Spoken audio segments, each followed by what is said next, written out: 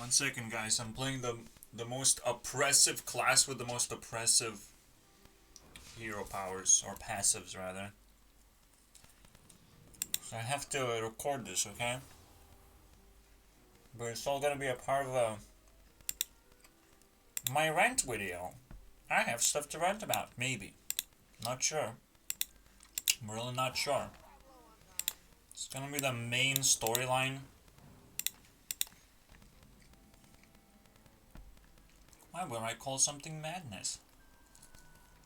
You will never know.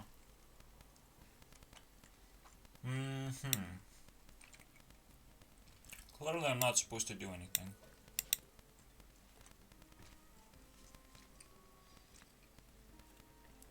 I may or may not play this. Apparently not. No, he's gonna activate a stupid card.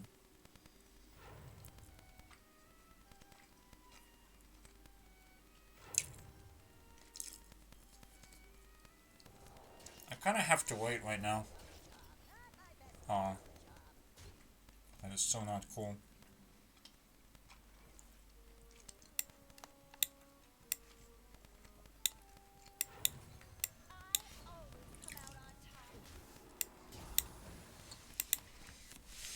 Well, I do have a board clan. It works. Believe me. This thing works. I just need to ensure I don't have to hit any minions or anything. Hope he summons something, please. Sounds about right. Let's go. Let's have it going on.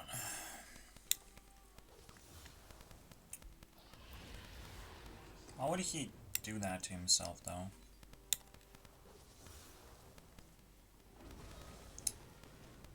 That's not good. We can do this.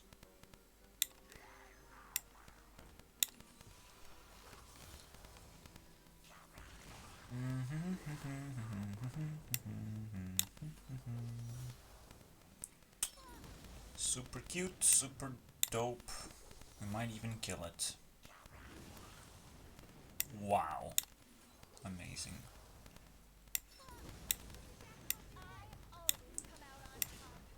I think he deserves this, but I wouldn't be sure about it. Still have one weapon charge. I might actually want to wait him to activate this instead of doing anything weird. Just like that.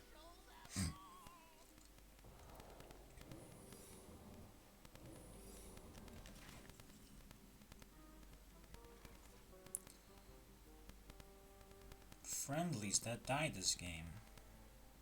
I'm kinda scared now because I have to use properly.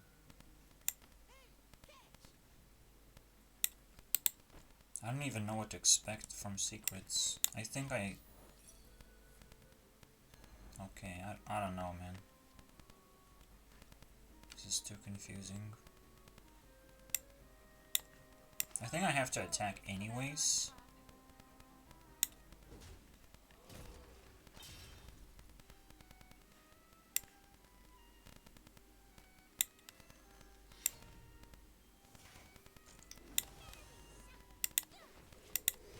Should be able to draw some cards.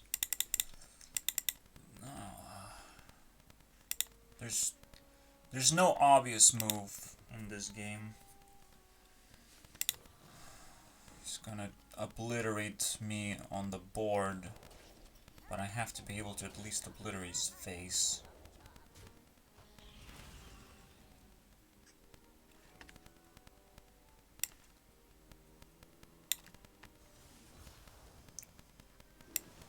I think... Okay, that's interesting. Wow, thanks. That was useful.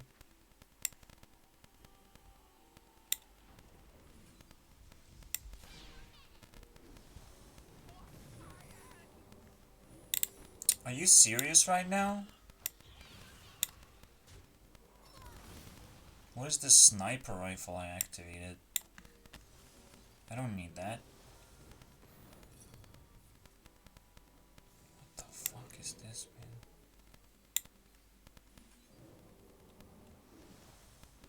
Well, let's hope this works out for me. So if I draw trash in the end, it's gonna clog everything up, which it kinda did. But... okay, that sucks. I think I'm almost there. I just clogged my entire hand though, so... that's really not cool. I have 6. What's that? That's like plus something. If he has 5 damage, I'm dead apparently. No 5 damage, please? No? No need to crush my efforts?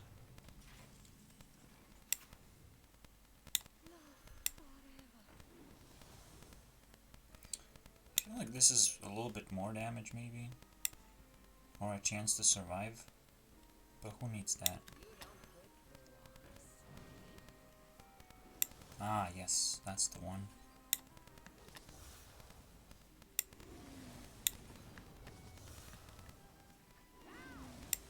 Yeah, you'll lose, buddy. And that's how I cheat my victories, basically.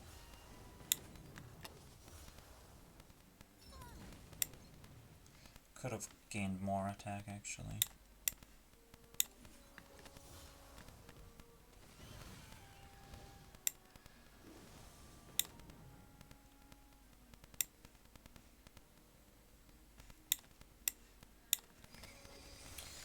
Oh no, I'm too slow. What am I gonna do?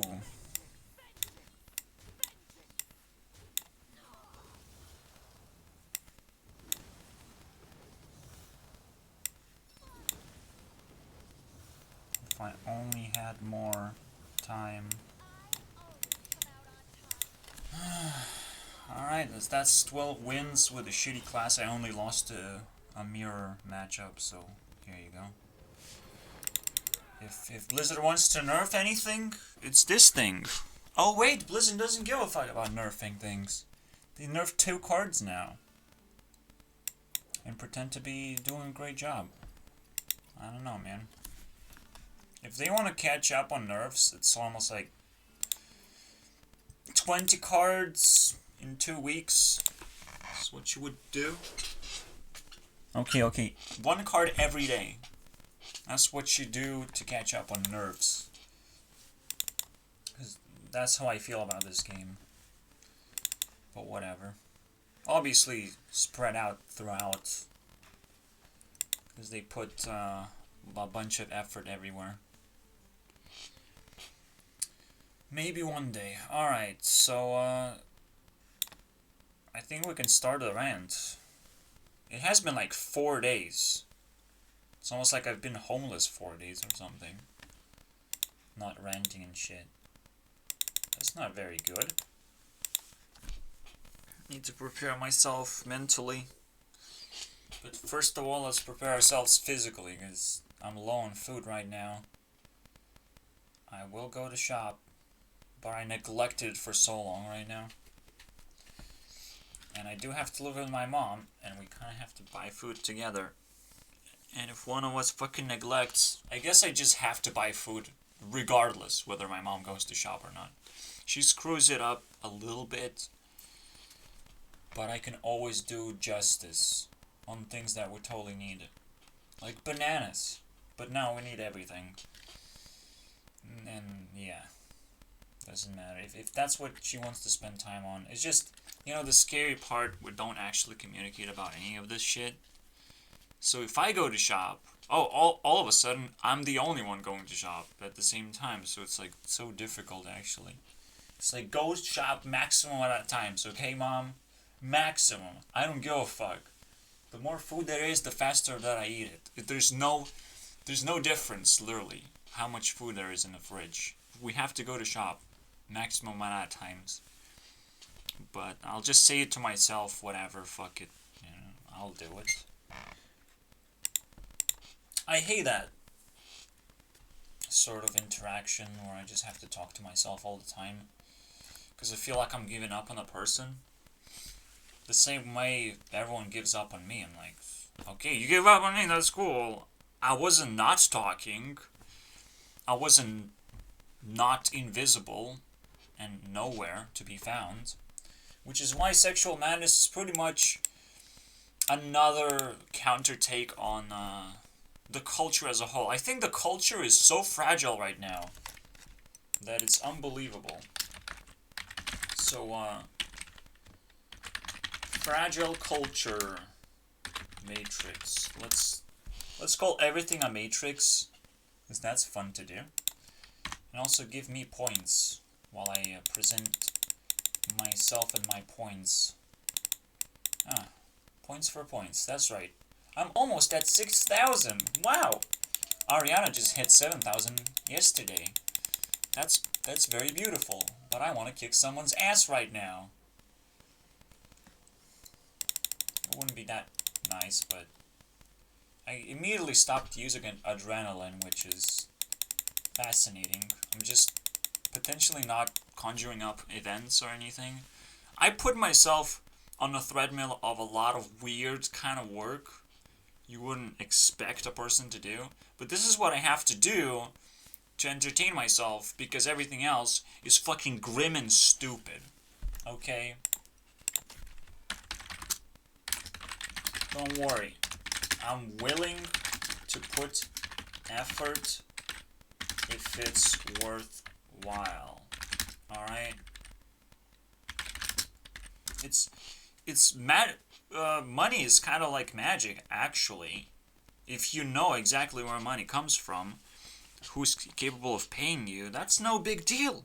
I would just go there and start my work. But there's an entry point. There's a huge wall behind you and your job of basically bullies, right? There's no way to fucking talk through about it. Oh wait, if I want a job, I have to defeat 10 bullies to get it. Or like the competition is fierce, or like there's someone who doesn't like you. Just doesn't fucking like you. Oh, you look like this, you probably cannot do this, but you're smart. Isn't capable of seeing the good things, only capable of seeing the bad things that you do, and this just cripples again your ability to get a job. If there are hotspots to take a job, I'll fucking do it today.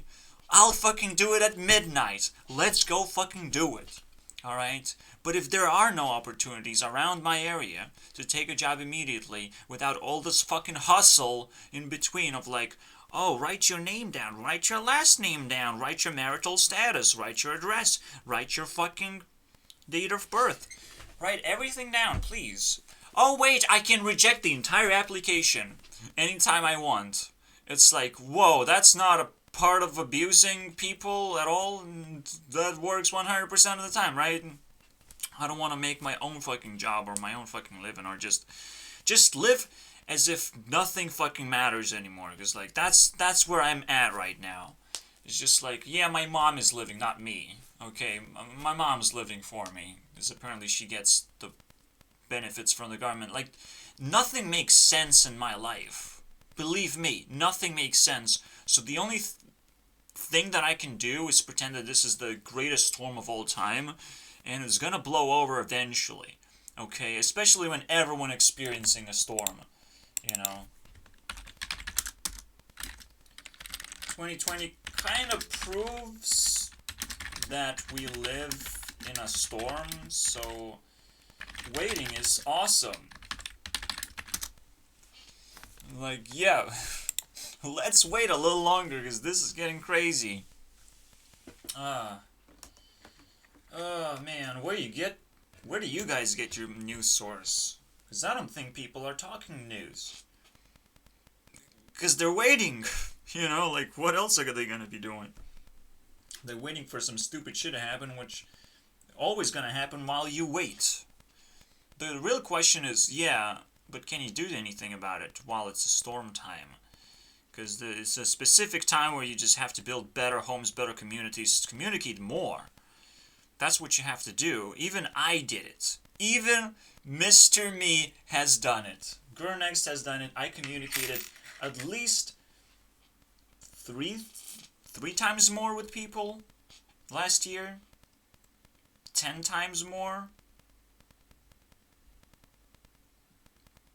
Three to 10 times more. I don't know how to fucking evaluate it. We take year 2019. It was a trash year, but I believe I contacted my schoolmates, classmates, a little bit of that, and that's kind of where it ended in a way. But the 2020 was one of those years. I communicated a lot more. Fuck yeah, dude.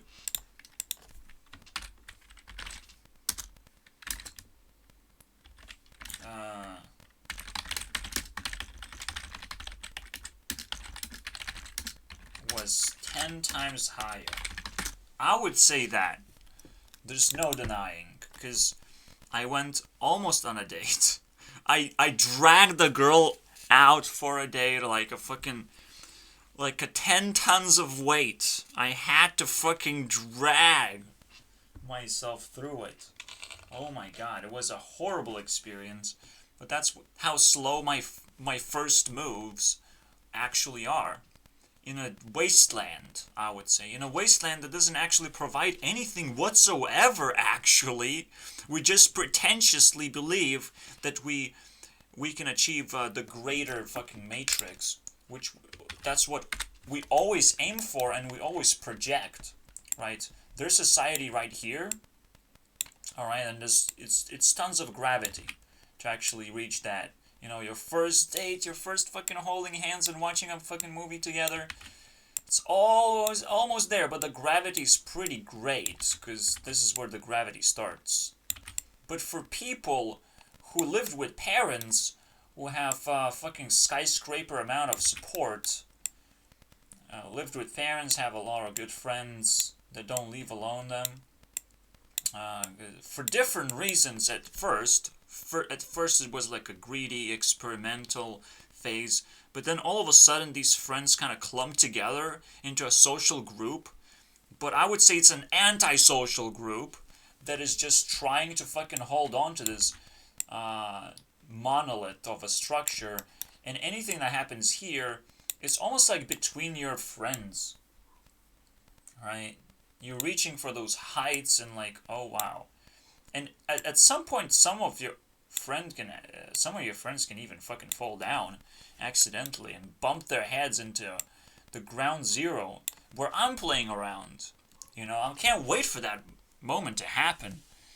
But the things that I'm reaching for is like, for them it's an ancient culture. For them it's a fucking Stone Age. They haven't even lived through that struggle of creating a connection until you do have a family, alright? They didn't have to start from the very bottom. They have been always, pushed by everything they had. For me, I had nothing. It is ground zero, alright? Nothing that supports me, nothing that uplifts me, except for technology, which I'm totally grateful for, which is a good reason why I started programming in the first place. I knew I'll have to sit with myself for hours, and the best thing I can do is learn how to entertain myself and maybe make some games eventually, and I'm kind of getting close. I never thought it was going to be like super duper difficult. I thought I was just going to pick up AdventureCraft. Oh look, AdventureCraft has a little bit of a support system, that's cool. I climb up that shit. I start fucking reaching for the stars and fucking it crumbles down eventually. And I'm like, ugh, it's the only fucking thing that I loved making games on. I felt like there was a future ahead of me. And it's all dead. And I have to create my own support system all of a sudden. And obviously for me it's just like playing with rocks. I don't know how to build things. I'm hoping that other people are a little bit smarter, a little bit more resourceful, especially after they grew up with all this stuff, that they would actually somehow find gratitude and an ability to actually exchange boredom to just observe themselves and what they have received out of life and how to replicate that properly, right? Because for everyone is a tough call to actually move on and establish themselves somewhere else from their system, because their system is falling apart too. They have to maintain it, but most importantly, they can't do it alone. They have to learn how to be social and rebuild it with more people intact, allow more people into the social family, I would say. And that never happened to me. I never really received an invitation of any kind. Obviously, there are special events where you go and you get a cheat invitation because you're so cool, right? But otherwise, you really have to strain yourself to survive those places. For me, now that I have been on ground zero where nothing happens, every event is also at the much higher level, alright? Basically pops my comfort zone very quickly, alright? Anything above comfort zone, I can't go up there at all. So usually, most things that people would offer me now, they're probably turning into demons more likely than actually helping you the way help is supposed to be handled. You pull down the ladder all the way down. It doesn't matter where the person is, and you just ask them to climb the fucking ladder. Because the pressure is what will break the ladder or whatever. Who knows what will break the ladder? But you should be able, if you're a helpful person, you will give temporal ladder to anyone who lives in ground zero and who has to face insane amount of problems, right? Especially the competition of watching or living in a situation where you're surrounded by these skyscrapers and you can't climb a single one because they're protected by law or whatever, right? They feel like they can do everything without being generous, right? Generous to what, however? Like, think about what is this, alright? What is the ground that we're standing on? What is the thing that I would love to learn the most? And the thing that, if gets offended, will literally obliterate everything eventually anyways, alright? Pretty sure it's the principles that we follow, right? Pretty sure it's something that actually is time itself that breaks down all the structures eventually anyways. And if you get to know this little thingy very well, the Matrix Overlord, the Demon Zero, or the Tail Zero, how about that? Because I actually have this name now in my package, because it's Taylor. That's it. Tail Zero, the Beast. If you get to know what this thing is supposed to work as, maybe we're gonna go way further, okay? Because there's obviously this base level, but there's also a stardom level too. I don't think they're very far away from each other. There's all kinds of levels in there. World domination level, wow! The world records. Something that nobody grew up feeling like they can reach this level ever before. We're afraid of heights. We're afraid of all kinds of things at this point.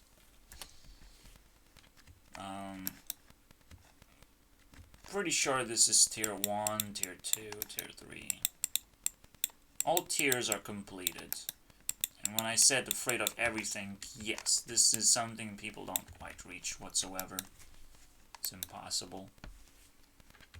And mastering tier 1 is realizing, doesn't matter what the consequences are, you're still in an okay place to do what you have to do as a person. Or it doesn't matter what your situation is, right?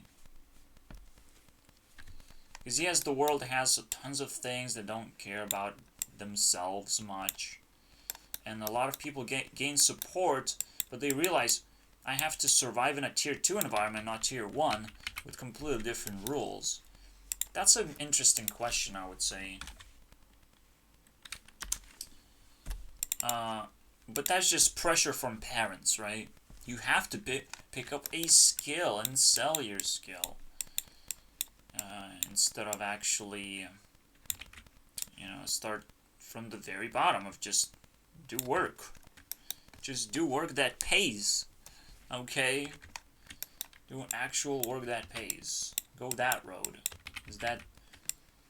Whatever the payment is, obviously, it might be different, but usually work is work. Work that pays gives you tremendous amount of experience and opportunities. And that's all you fucking need. You need those tickets to different places. You need tickets to survival needs. You need tickets to friends. And that ticket fucking is money right now.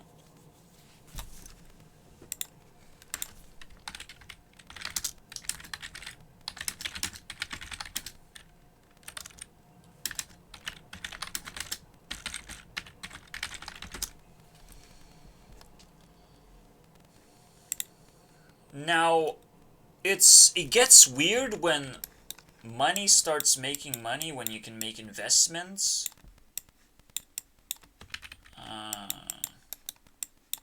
That's how investment looks like. It's gonna multiply your money or shrink your money.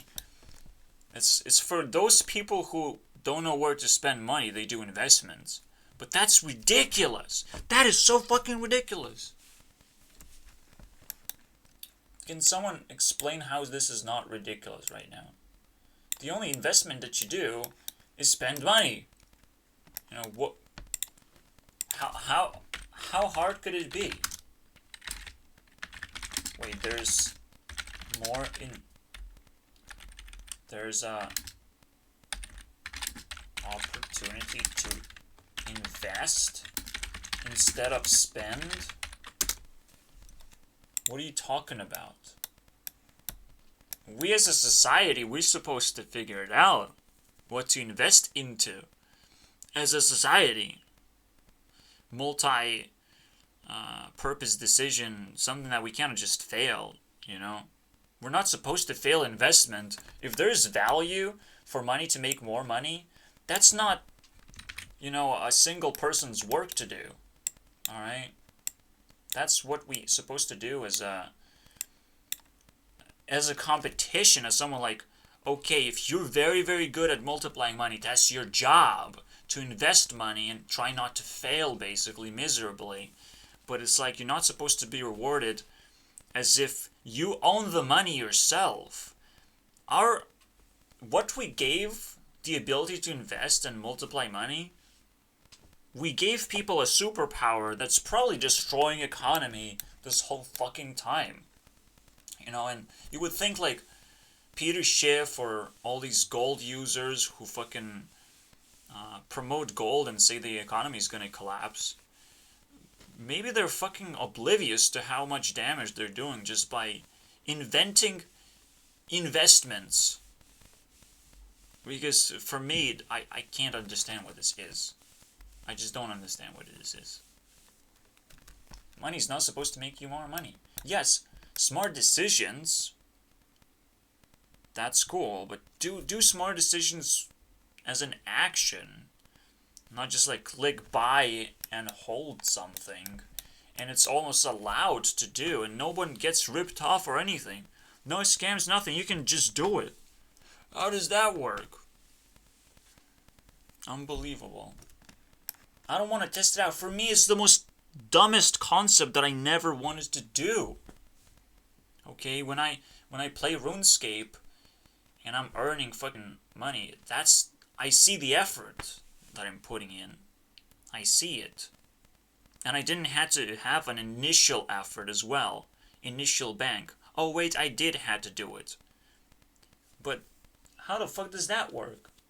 How is investment so important and it multiplies your money, but you don't have an ability to just test your skills, right? And all of a sudden, slowly, while you're playing a game, you're actually going to be earning money for being, a part of the algorithm. The only reason why this is the thing, because we're all so separated, and we can have this amazing conflict with each other.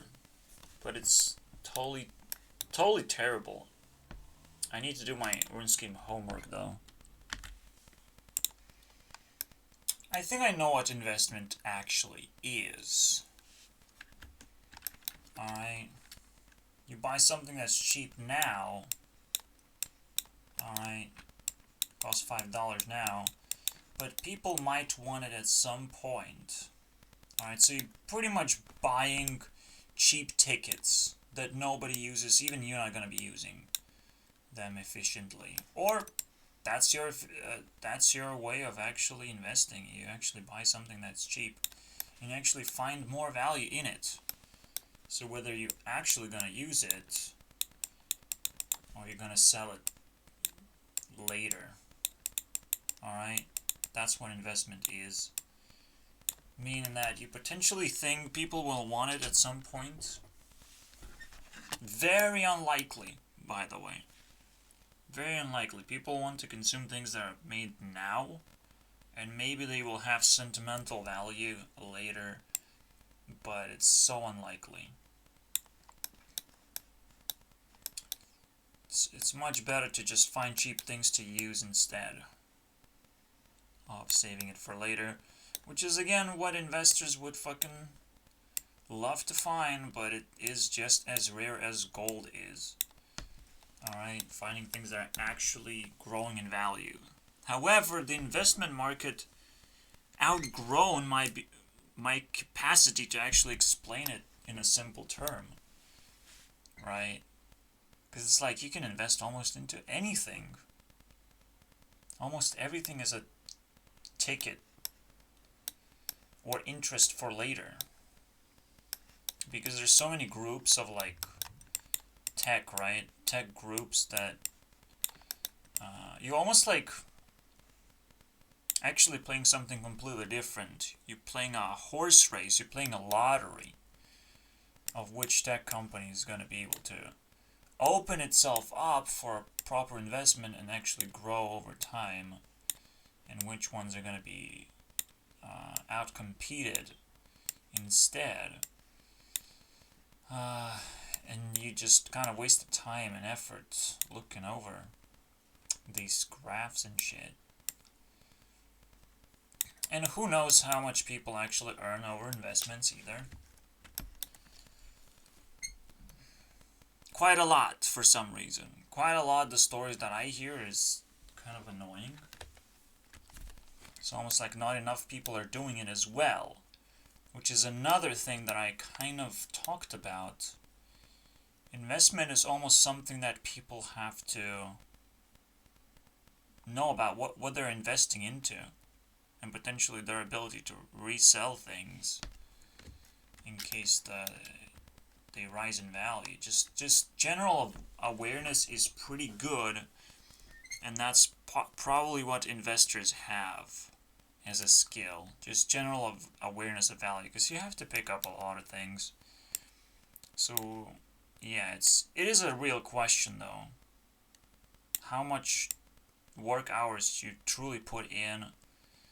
Shouldn't you be teaching other people this thing? Why should I pick up a course of something that's fucking boring too? But the real question, is it broken though? Because usually a broken thing means you put a little bit of effort, you nerf a few things basically, and all of a sudden the metagame shifts, and investment metagame kind of disappears. if there's a possibility for that to happen, we have to open up basically the pack of what does that mean? Because investment is always about you save it up for later, and people's interests are so apparently fluctuating, and actually they come down, tumbling down to old things, as if you can sell gold and silver over and over again. But it's so fucking weird. I don't want to hear the same story over and over again. I just don't hear investor stories that often. And I don't think they're that successful either, despite most things potentially growing. But is it really that fucking likely? Only trends can grow. You can probably trust trends to grow, like a Bitcoin trend. But can you predict a trend? Those kind of questions I really don't have answers to. I have to have experience in that shit. But it's nice to open up to the idea that multiplying money working for itself, is a little bit weird. So it's better to say that you just bought a cheap ticket, a pre-order, to something that may or may not be valuable later on. Right? Something that people would love to have money for right now, and may or may not develop into something bigger. So it's almost like taking a baby ticket, buying baby tickets, basically. Alright?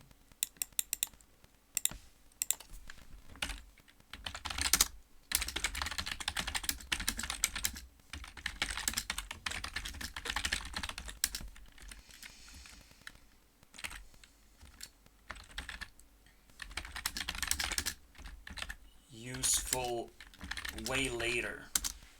Now, the weirdest part to me is, again, you can buy shares of a company that potentially already, is established. That is weird, and all of a sudden, like, the sales go up, and somehow your investment actually pays off. What was it needed for? Did the company really, really, really needed money to flex its muscles and to buy more of something else? I don't understand the world of finances and buying things, clearly. Because for me, I look into a long-term solution of principles and individuality, and how long are you supposed to go in life, and how much you're supposed to enjoy life. And money just kind of falls apart as something you need, absolutely, but you don't need very much of. And people who actually control the business side, which I would say fire, somehow found immunity to that shit. Perfect immunity. It's like, well, it's the future, that's all I care about. Okay. So yeah, you can destroy me now, but I will not change my perspective to what's happening now. Or you will have me dead, even. I will still have no perspective of that. Because I will only checkmark myself into the future. Maybe that is ultimately what makes Earth such a stable element in the first place. In terms of, you truly define what Earth is in its growing things, basically. Slowly growing things that you can harvest in the very end. Very, very end, you can start realizing the true potential of something, of a flower, of a seeded material. So in other words, yes, you can buy seeds of something. Just like, if money allows you to buy seeds, that's amazing. Right? But you have to find those really, really good ones.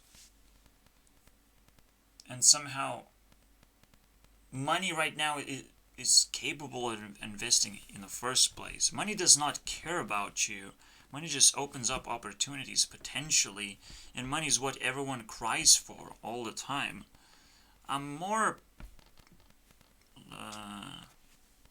pushed to believe that there are more scams out there than there are ways to actually invest money, so I wouldn't even dare to invest ever. Even in Bitcoin, anything, because I want things to actually be significantly more simple, significantly more gamified and trusted, even more than this. Even though it probably serves millions of investors, fucking millions. Who knows how many of them there are in the world now, playing the investment game. But it's also kind of a slow game too. But if it's fast, if it actually requires you to have decent skills, which we're not talking about, which is why I don't say it's a fucking game either. It's just another job that is far away from being fun. So I'm like, kind of fucking weirded out by this. Alright, so we probably have to move on from this shit. I really hate it.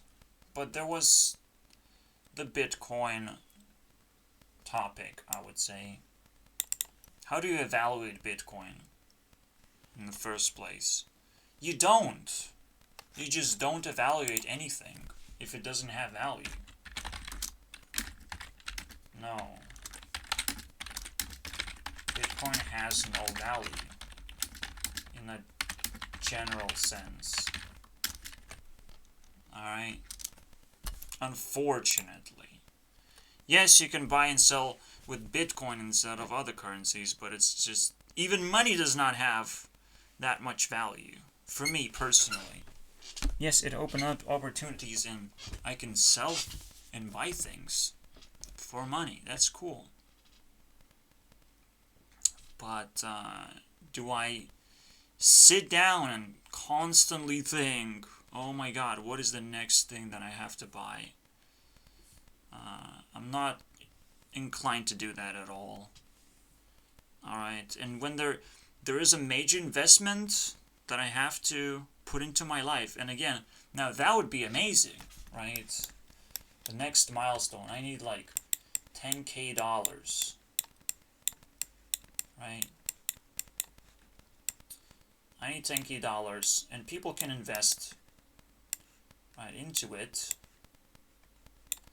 and maybe I'll start earning money, right? Maybe I'll earn $1,000 a year or something because of this investment. Maybe it has boosted my profits. Then I should be able to pay off my investments a little bit. But obviously, there's that trick fucking move. The greatest trick move ever. Inflation. Alright?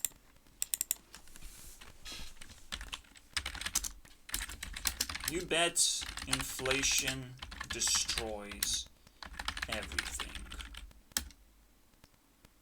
Including the sense of growth.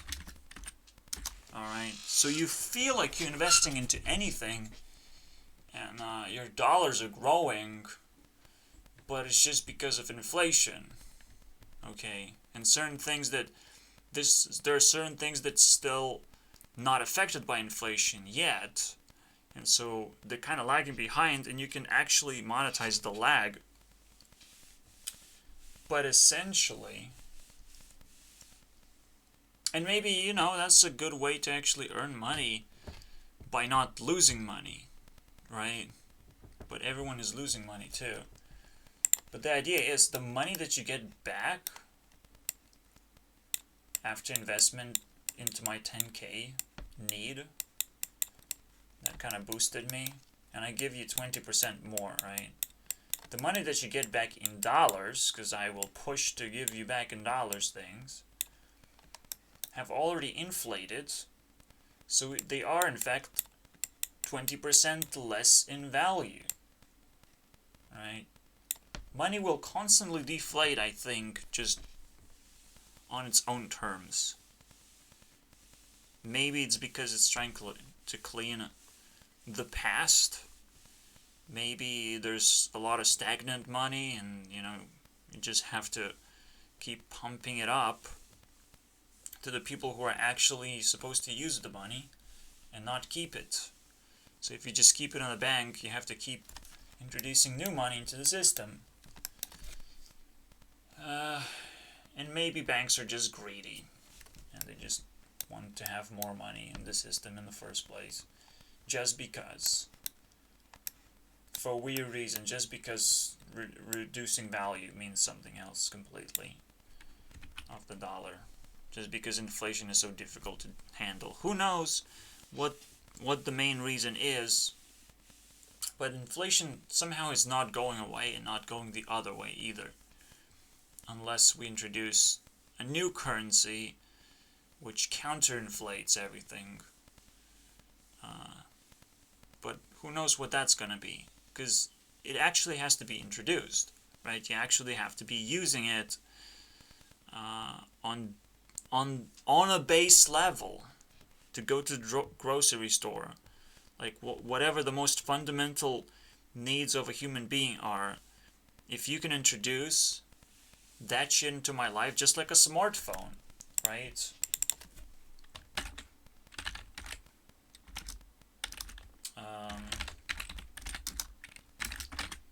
Bitcoin are not smartphone level yet. Alright. Where you actually need to use it. Or it just helps you digitalize everything and keep track of everything. If that's helpful. Because another thing, it has to replace the technology that you already been using, and if you're replacing paper money into digital money and you feel happy about that, no problem with that. And you can feel like, yes, every Bitcoin has its own code. You'll never really lose it. You just have to write down those codes, don't you? So maybe it's not that bad. But who knows how it truly is supposed to work. Right. It has to work in a simple manner. And it has to be, again, introduced to like a fucking kindergarten level. As well as everyone else in the community as well. It has to be a fucking Bitcoin conference for every single person out there. And everyone gets some fucking free Bitcoin just for participating. Not the other way around. You don't have to pay for it either. Because it's about community building. So community building is all about free stuff. Otherwise, you're not going to pull in enough people to change the mindset. It's all, community building means you actually want to invest into community. And that's it. That's the end game, basically, of a very rich person. Oh, let's just invest. No, without any need to get anything back besides happy people surround you. And everyone's kind of happy now. For whatever long that lasts. But it's so painful. Fucking hell. What else do we have? So yeah, it has no value. I don't give a fuck about Bitcoin. It's there. If you really need it. But it's always better to wait, because, if something keeps holding a distance from you, if you actually need it, if you feel like you need it, and you have no real way of actually getting it. For me, I'm like, I want to fucking relax so much right now, to the point where, unless I'm getting free stuff, unless I'm getting actual value, I'm probably not willing to move a fucking finger at this point. right? And everyone has to set themselves up in a way that they know how to trade your time and effort. They know how to need your time and effort, basically.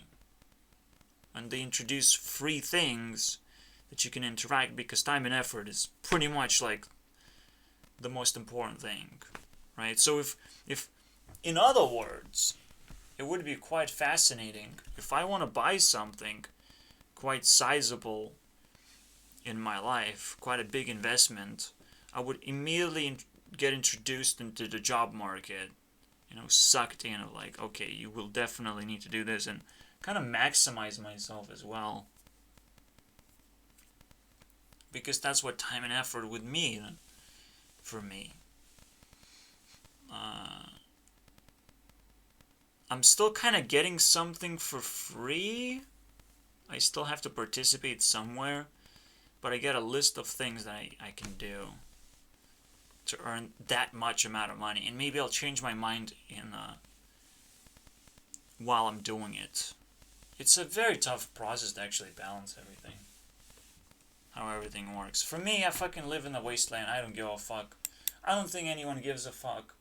Probably it's best for me to die, but hey, whatever. I'm not giving up.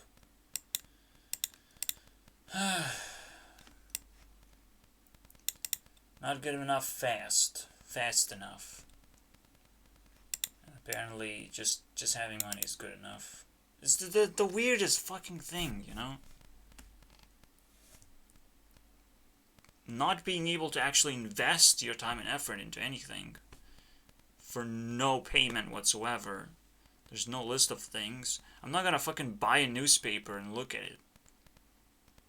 Where do I go? Where do I do? Where's all that shit going on? Okay. I'm not asking for that either, by the way. What is the base action to take to educate yourself on opportunities that you're surrounded with? Okay, because there's tons of opportunities, and people have to feed opportunities into the system. And what is the base system that embraces that? If there's no base system, I cannot be educated about anything. Okay, I just spawn into life. I see nothing. I heard nothing. I sit and do nothing. I know plenty of people do even less than I do, and it just stagnates like that. My life just goes to shit, because I didn't born in a community either. I didn't born in a good fucking household, and I didn't born in a fucking good community that actually gathers people, evaluates them for what they do good, what they do bad, what kind of fucking skills they have, what they want in life, and tries to match opportunities back, right? But instead, we're being asked to chase opportunities, and that is the most dangerous thing we can ever do, is just chase opportunities. All right.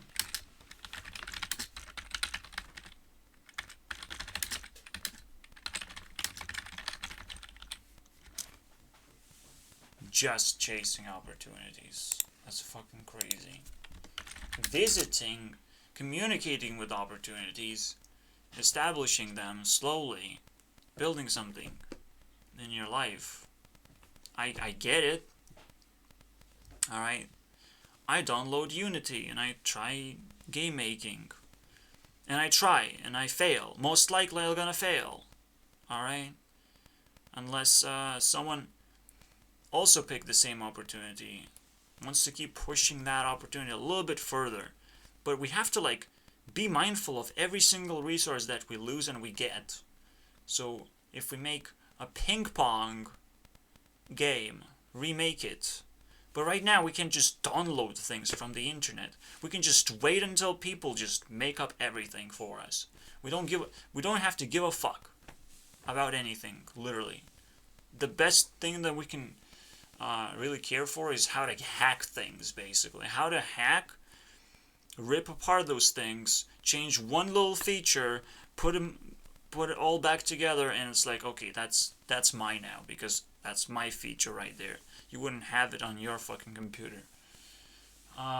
Even that's insane, right? And way more valuable way of fucking living, and it just blows my mind.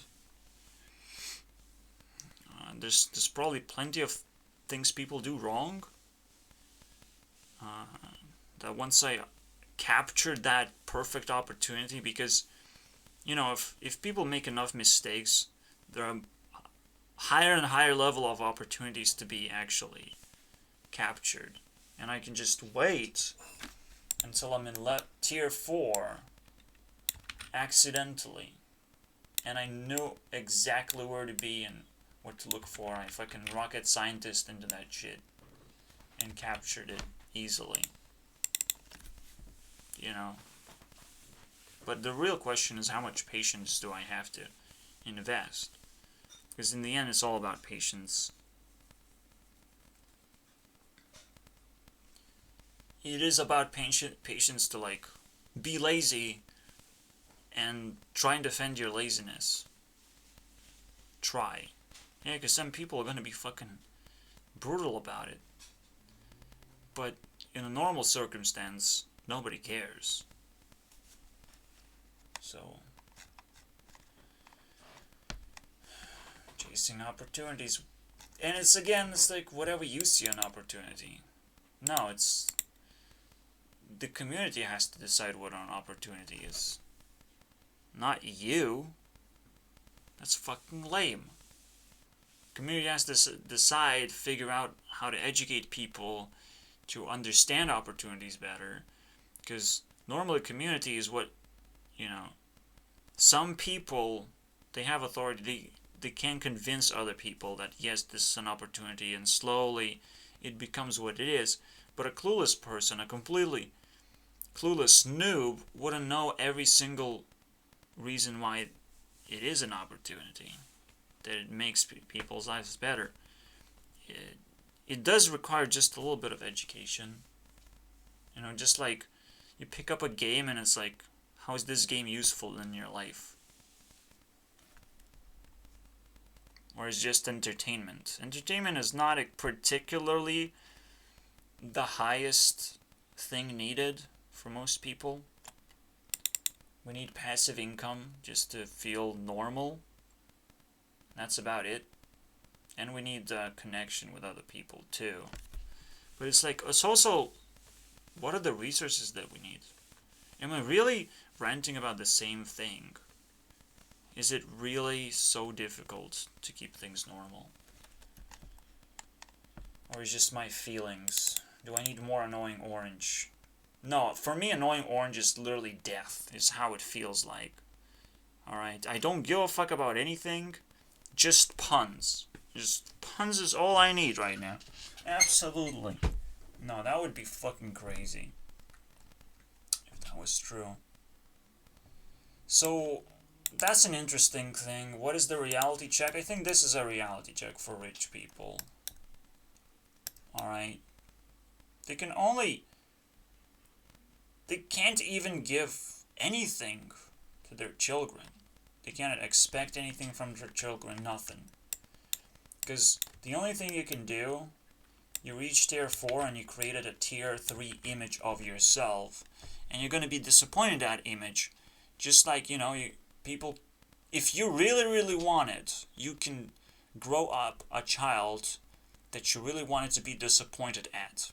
You didn't give the child freedom, and you didn't just, you know, attach one eyeball and see what that thing is up to.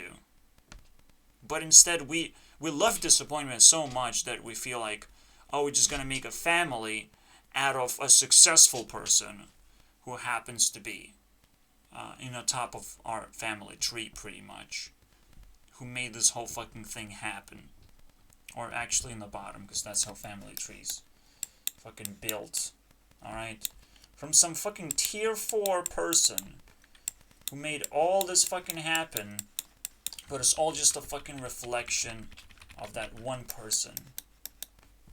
and everything else is a pure disappointment and waste of time. So that is so annoying. Okay, being able to defeat your parents and say to yourself that I don't belong in this fucking cult that a family is called out for, you know, very likely you're born in a cult family. Alright? And will grow to disappoint. It's so weird. It is so weird. And it's like, well, I don't want to disappoint you. But okay, you reach tier 3, but you will... Now this is it. You have reached tier 3 because someone fucking dragged you in here. And potentially it is even worse, right? To drag you out of the bubble with full speed. It's like it's 18 years of age. And you're dragged out of this bubble. Now you have to be independent. Now you have to storm the fucking world. Now you have to fight the world. And so on and so forth. Like, fucking weird things are being asked to you. Okay, now you have to be independent. Now you have to have a family. Now you have to have absolutely no fucking issues. And maybe you have a fucking business and everything is fine. Now, you have to drag your own family out of this fucking bullshit. That is ridiculous. Alright? Family is just a cult created so a bigger person may be disappointed in himself in the end. So it doesn't even matter if you're tier 4. If all you did was just observe tier 3. People that you created. Right? Wow. Congratulations. Yes, it's still pretty good. That's who you are, but, you know, you're no longer tier 4 if most of you has been split apart and codified. Just like that. No, you're just a firework. That's all you are, basically. Because it has to be an equivalent. And tier 4 is an equivalent of potentially 10 or 100. I don't know. Tier 3 people. I'm not sure. Alright, and people just naturally grow, too. So, like, you never really need to force yourself to have a family if you don't want one. If it's not happening naturally, it's the worst thing to do in your life, basically. To force it.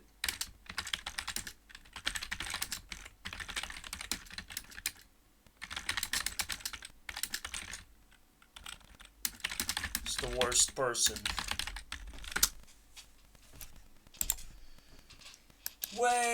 Way worse than a murder, basically. Alright? Way worse, because a murderer ends life, but a person who's forcing you to do something, and you happen to realize that that thing is not naturally coming together, it's all gonna fall apart anyways, it's all gonna be a fucking divorce, or even worse. Something that will never work. Will never work. You will try and invest. It's just a black hole of endless investment and endless pain and suffering. It will never work, and you will still be able to actually push that black hole into the future for other people to deal with, not yourself. So I just don't know how to feel, man. I'm born into this. Please tell me how the fuck should I feel about this right now. Because all I see as an opportunity is to show as big of a middle finger as I can fucking find. Just find the biggest middle finger in the earth. And aim it at some dude. Alright? Who loves this shit. Who loves forcing not natural things. There's so much nature around us. Okay? We love other people. Okay, because we cannot do everything ourselves. And yet somehow there's a rule, you know. There's a rule. If you don't do this, then your family is going to disown you. And it's like, whoa, that's a wonderful thing.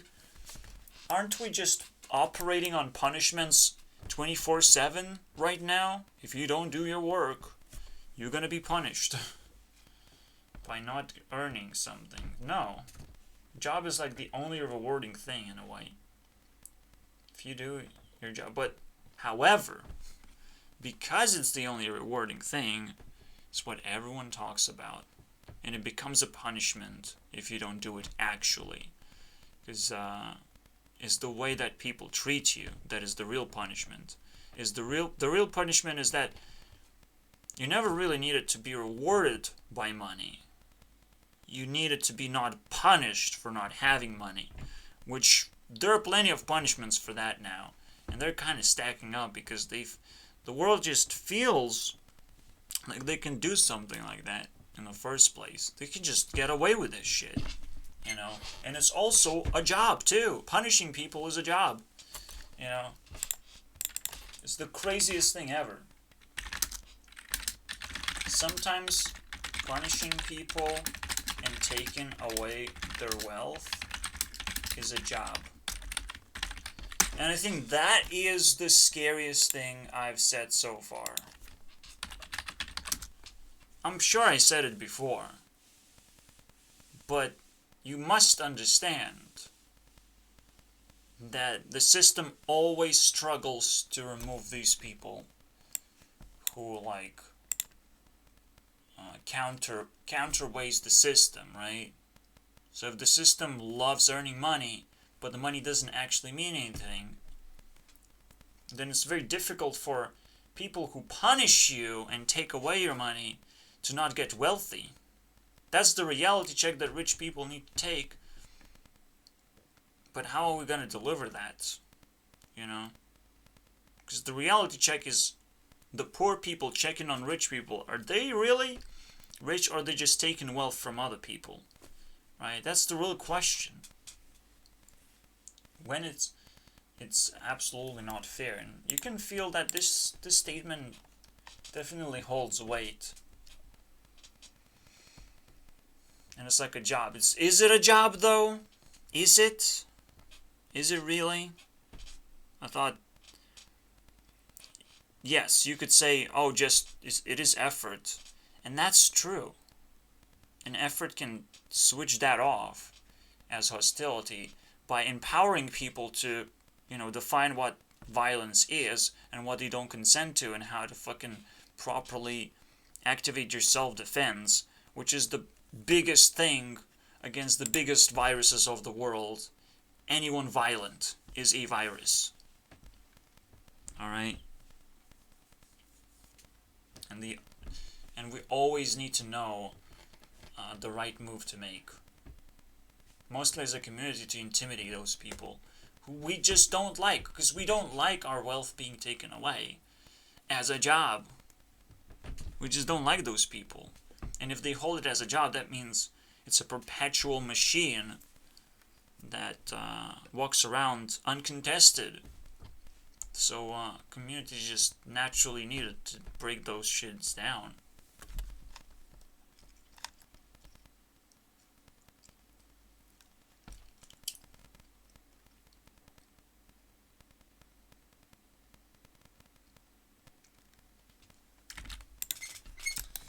So you can build different kind of highways, but they all do the same thing, which is corrupt your way of life in a certain way, right? Yes, you can give it a little bit of flavor, but usually it's a way to learn things and not necessarily a purpose. When it asks for a purpose, it asks you for a purpose. Why did you follow this highway this fucking long?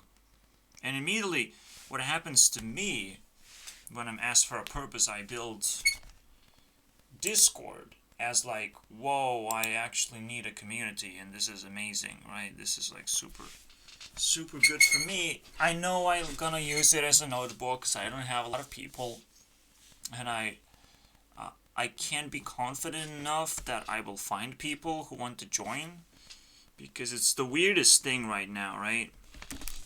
people wouldn't actually recognize what's valuable in that sense. People wouldn't recognize that community could be their purpose either, right? Because, you know, most of them in the end they realize, oh shit, I got a shitty purpose. So that's the whole fucking weird thing about growing up, right? Oh, oops. I have worked so hard and in the end I received a shit purpose. Alright. You don't want that to happen. Okay.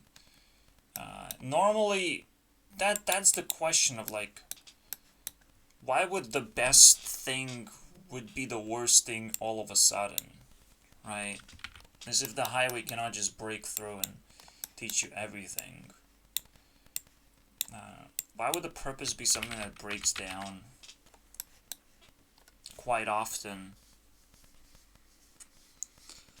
Well, the purpose actually has to ask you a question of what you have become, because it doesn't matter how straightforward this is, you'll become a fucking different kind of person based on just random circumstances of the environment, influence or whatever. Like, there's enough things out there that will break you down.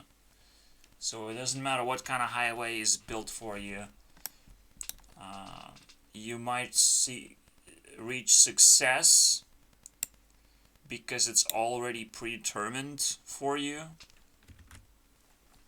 but you did not reach success because you did something special. There's nothing you can do. Most of the shit in Tier 1 is complete randomness and gets reshuffled the next time around. It's almost like a fucking escaping a what is it? Snowball. No, a snow globe.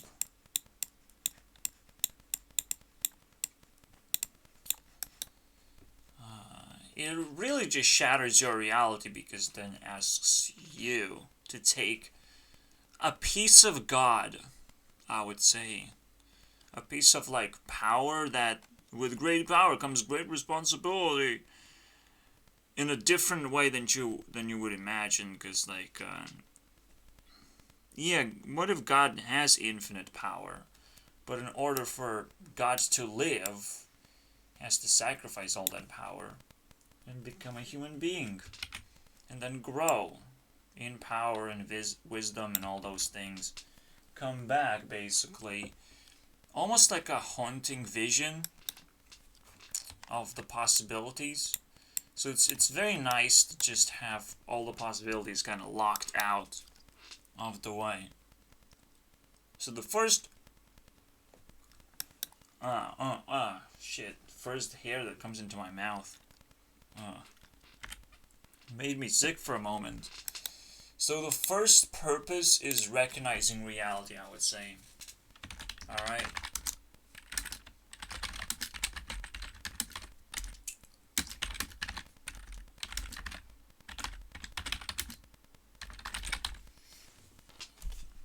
Yes, reality is quite sad, but it's quite broad as well. There's so many opportunities that you didn't even thought there were opportunities if you were not sensitive enough. So, and that your mind is blown, basically. That's the first purpose. You still have to realize your mind is completely blown. It might not be very easy to realize in the moment while it's being blown up. Yes, you'll realize that. You just don't know how long it will take to recover a blown mind. It's like, oh yes, I did fucking shatter my mind completely. And it blasted all over the place. You're not gonna get a physical effect, you're gonna get a, let's say, mathematical effect. Something you can calculate, not something you can actually see, sadly. And it's not a what is psychological effect? That's not it. That's a weird thing to say, mathematical effect. But I think that fits my narrative quite a bit. So you hit this purpose thing, and you realize, oh, and I hope you realize, and I hope I'm like speaking to a lot of people who just need a little bit of a nudge, a little bit of a credit, because maybe there is something also special from going from tier 1 to tier 2. That special little love letter, basically. You're not gonna be alone, dude. You're not alone. And maybe it's that love letter that you have to find out there in the universe. Maybe Ariana Grande did in fact send me one of those, you know, or Rebecca Black, whichever one. I'm not supposed to know. It's one of those also cool things. Like there's tons of love letters, dude. Don't worry about it. And maybe these people might not even make it to tier 2. It's just they're very, very, very close when they sent it. You know, maybe that's the trick. The storyline is so cute. I don't want to call my videos rant videos anymore. I don't want to have a purpose like that anymore. It's almost like I'm outgrowing certain things because the purpose is, in fact, quite big. And you also have to recognize, like, the world is so fucking huge. You can pretty much do whatever you want because people are doing such different things anyways. It's like, whatever. There's not enough of you out there. Let's put it this way, am I right? Regardless, there's not enough of you out there.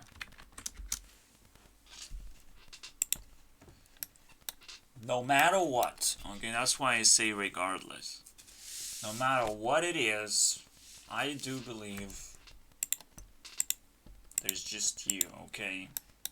And you're unique, you should be proud of yourself, you should believe in yourself by any means. It's a beautiful snow globe. But in the very, very end, you start believing that the death is very, very close to you. And that is not true. What purpose allows you to do is kind of learn what wings are, right? The wings are a wonderful thing for you to experience a little bit more of life. The wings are going to take you and randomize your behavior a little bit to touch people that you have never touched before, but who are kind of around you anyways. To do just that. You're going to be more aware of the people around you, and that's a wonderful thing about the wings, which we have to mention by any means. Once you have a purpose,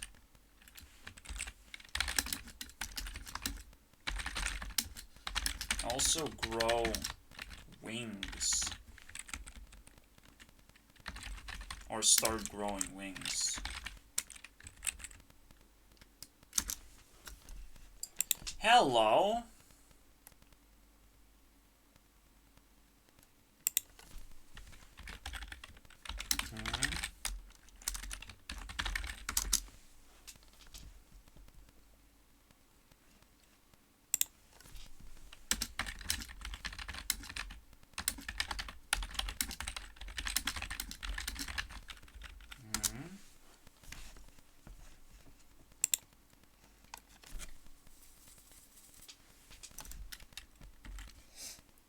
Now, immediately as you're growing wings, then the purpose kind of plays around. It's almost like sun and moon methodology. That you gain not just one superpower, but two. That play together. So, you have the wings to actually commit to your purpose. But when your purpose wants to spread around, that's why you have your wings. And when you have a very focused purpose on yourself, well, that's just the grow of the wings, I guess. Just getting bigger wings now. I don't know. Become more sensitive in that sense. I don't know. But yeah, the way that I chose to actually do it is like, well, let's pick up YouTube as a thing, and it's almost like the most magical thing that ever happened. YouTube was correct. You succeed. That's the one that you should have picked up in the first place. Not gaming. Gaming generation is right here. And the way that I had to pick it up is gamify YouTube a little bit more. And do whatever I dreamed about the most. What was the most lacking thing ever, in a way, but also the most accessible thing ever, is programming for me. Alright? Yes, I have been learning programming, but I never thought that that is like a purpose dictator almost. Whatever dictates my purpose is the ability to actually create this little contraption where I should be getting a lot of points right now. Alright? While I speak. While I make my peace. That's the thing right there.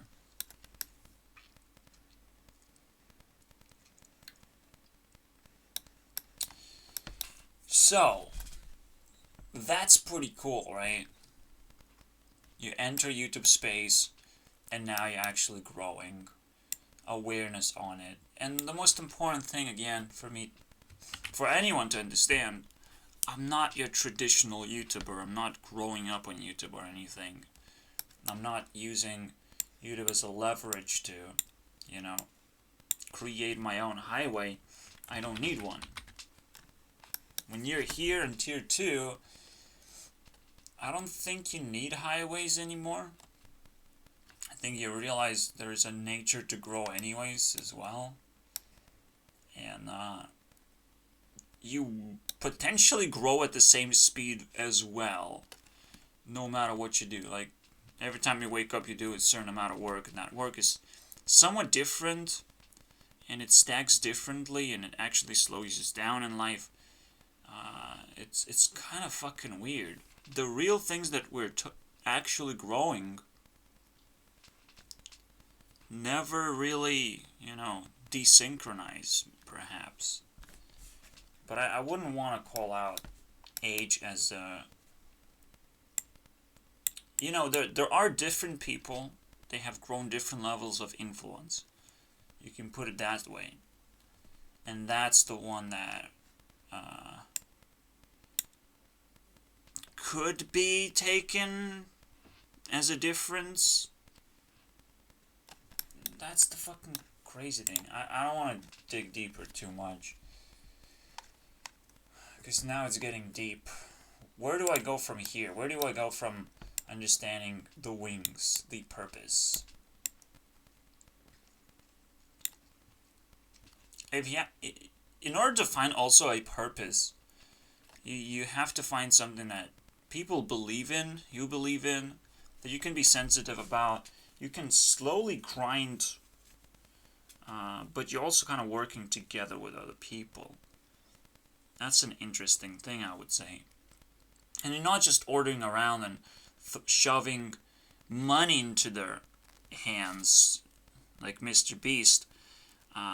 Neither PewDiePie nor Mr. Beast have found themselves breaking this, I don't think. Unless Mr. Beast Burger is like definitely a breakthrough. But Matchpad kind of broke down what it is.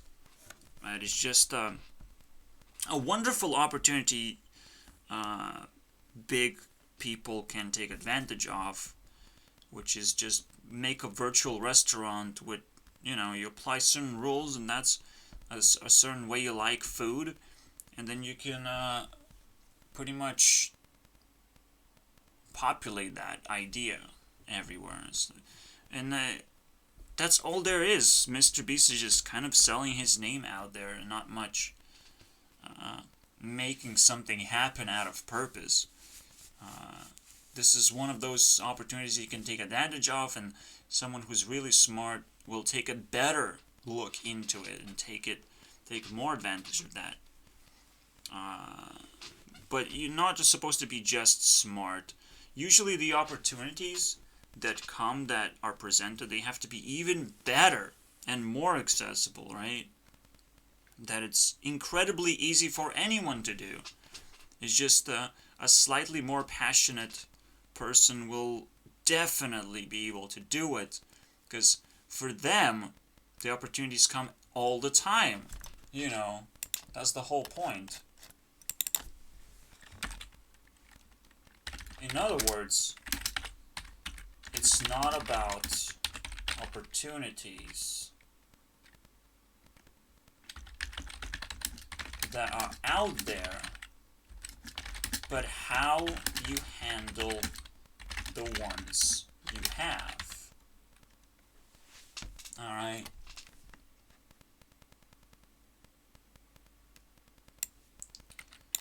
Out there, okay? How do you handle things that you already have is the greatest test of your skill in the first place. Da da da da da da da da.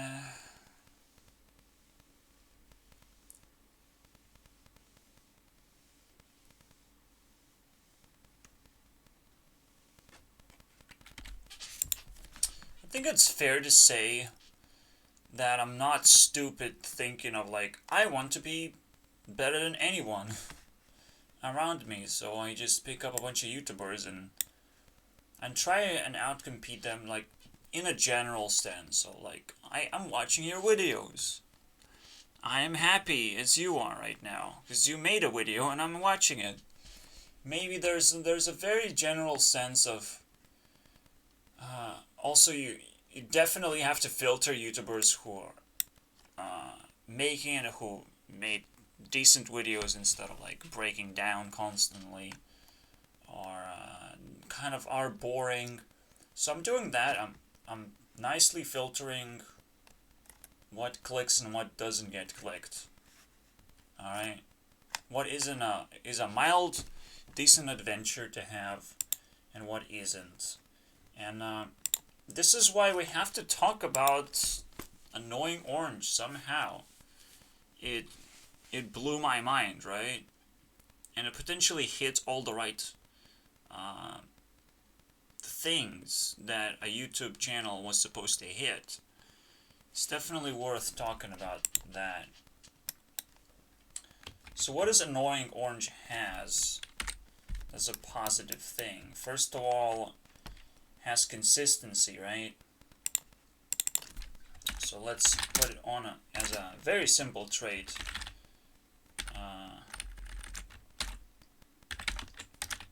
On the map. Consistency. Not taking things seriously. Too seriously, because it's very easy to burn out that way. Right? You're already putting a lot of work, so the leverage is that Annoying Orange, on the other hand, is not going to take things too seriously. But you can always insert some kind of seriousness in your jokes. You can always, deal with murder and shit, and heavy emotions that kind of dissipate because that's what's expected in the kitchen, right? But at the same time, it is nice to see familiar face every single time, different personalities handling different problems.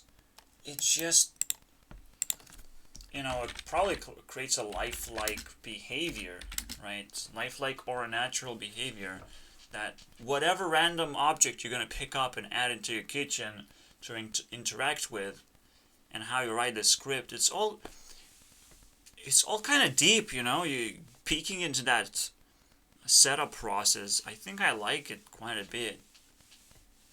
Right? It's almost like a Sailor Moon situation where you pick up a random object and turn it into a monster. Or the first few episodes that I watched is the impression that I got. So it's supposed to be lifelike. But yeah, it's almost like creating anime. That's what you're trying to do. You're trying to actually follow those principles. Naruto was consistent. I mean, every week it shows up, and it probably still shows up every week with Boruto instead. It's just never gonna end. But that's how work looks like, right? It does look consistent. The same goes for PewDiePie. He never really went away, and no one is going away. And that's usually the most useful skill to have, is know how to not give up and release consistent YouTube videos, so people can start attaching to you just because you are constantly doing something. Now it obviously gets harder and harder to get attention on YouTube, especially when one of my purposes is to recommend people to do things for themselves. Now, Annoying Orange doesn't seem like an interesting entry level for most people. It seems like it's something weird instead. But it is doing a new thing in a way. You know, people can get inspired by that, one way or the other. You know, inspiring because, all right, it almost doesn't have to react to what's going on around. What is trending right now, but it is always a good idea to actually interact with the trends. And so it does all those things. All right, it kind of can even bring you back to the past and let you have another look into Thanos, into coronavirus, unfortunately, into many trends that kind of went in and went out, like Among Us as well. So yeah, Annoying Orange kind of does all of those things. There might be even more, right? Inspiring, and it's not only inspiring to just click on the video, but, you know, go back into the past and see how Annoying Orange has dealt with those trends, okay? Yes, you dealt with the trends, but you probably missed out on other people dealing with trends, and that's... so there are two inspiring things. Is like, this is kind of how you do it. You inspire other people to pick up trends, and you also inspire people to click on the videos that deal with those things. Deal with common issues. I think that's what inspiration is, right? To inspire people, you have to deal with common issues. Alright? That's what it is. So yeah, somehow Annoying Orange is one of those fucking moments in this year right now that kind of counterweighs all the bad stuff. I don't even know, man. I don't even know. It just jumps out of nowhere. And I wasn't subscribed, and I wasn't really expecting anything, but it is what it is. It's its own universe, and it creates a perfect YouTuber standard, I would say. A perfect standard. Now, obviously, if you give YouTubers more breathing room, you might find the same pattern actually consist in every good YouTuber. They're consistent, they upload a decent amount of videos, they might even do some fan service or newbie service for people who just want to get a quick peek, but sit back for 20 minutes, which is what Annoying Orange chose to do. Alright, with supercuts. In a related theme, it is what it is, right? It's someone really caring about YouTube channel. Essentially, what behind all of this means, right? You need to really care.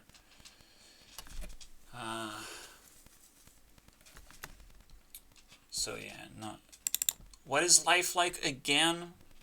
Life like is allowing nature to take place. Alright?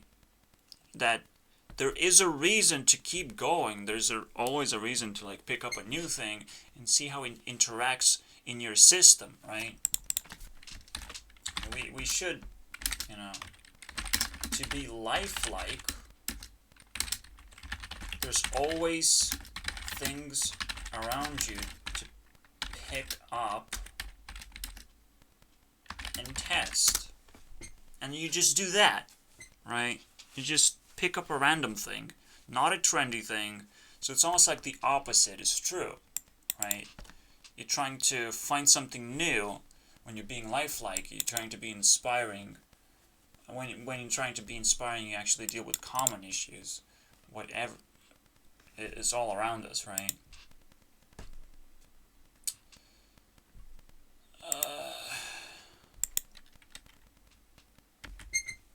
Yes, the bidding process. I would love to hear, stories from what people bought from that's eBay or something.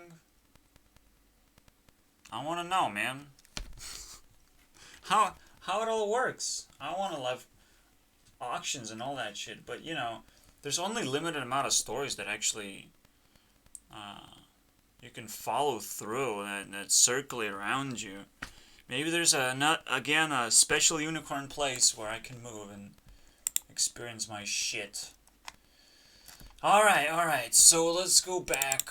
I got myself interrupted. Looks like someone's very excited, okay? Entered my fucking Discord. Never really cared to change her name or anything, but someone else should tell her at this point. Someone else should be like, I'm way better than you because I have an avatar way cooler than you right now. Fuck you. Shut up. Someone else needs to say it. Alright, so let's see here. We have more points. So we talked about Annoying Orange, right? And all the cool things that very, very good YouTube channel is supposed to do. It's not supposed to take itself very seriously. Alright, why is that? This is the second point. We're almost going backwards to try and expand this. Why would you not want to take yourself seriously?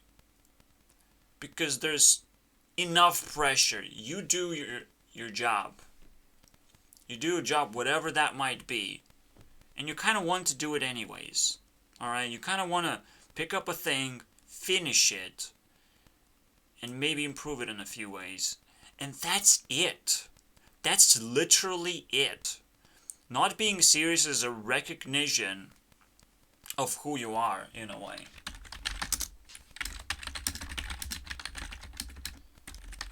Is a legit recognition of who you are. And that you can only do very limited amount of things in life, right? So it's almost like, again, 4 things that we can put into a matrix. This matrix. And this would be the consistency, the constant flow of things, right? The things are supposed to constantly flow. You have to have the skill to wake up every day and think about Annoying Orange and not fucking puke immediately after. Not become sad immediately after. You have to dodge all of those bad emotions, I would say.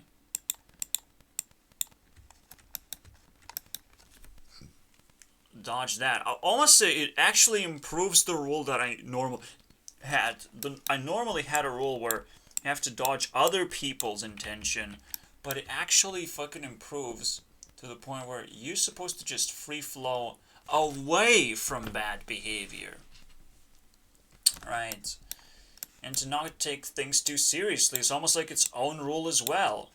Don't just keep yourself in your own place. If you take things too seriously, then whatever this person says becomes like your something that you're supposed to own somehow, something you're supposed to monetize. But don't do that either, okay? Don't respond to criticism too unfairly, okay? Because I think what people actually do, they criticize everyone else to make themselves feel good, but you should be able to like recognize that you see the criticism, right? Just recognize a little bit, right? An annoying orange might actually lack a little bit of this skill, but that's okay. It's just an orange, okay? So that's even I think a recognition of an entire personality type which cannot handle being serious anyways, so it turned into this kind of show. It's quite fascinating. Oh my god. It even improves my basic matrix, I would say. It's like, keep yourself away from people and don't take anything they do seriously either. Okay, don't take people seriously and don't take what they do seriously, especially if they talk about you or try and... Well, if they're trying to interact with you, that's a different story, obviously. You know, you open the doors for people who want to interact with you, as long as they make you happy. And once the happiness is out, you have to ask them to leave. It's just very, very simple. And yes, I'm terrible at handling water. And the moment you touch a person, apparently you're legally viable to fucking answer for it. Obviously, if they got hurt, in the case they got hurt in the end, right? In the case it was somewhat treated as an accident, if you touch that person, that's kind of bad. But in a way, like, yeah, I still wouldn't call touching an act of violence. That's impossible.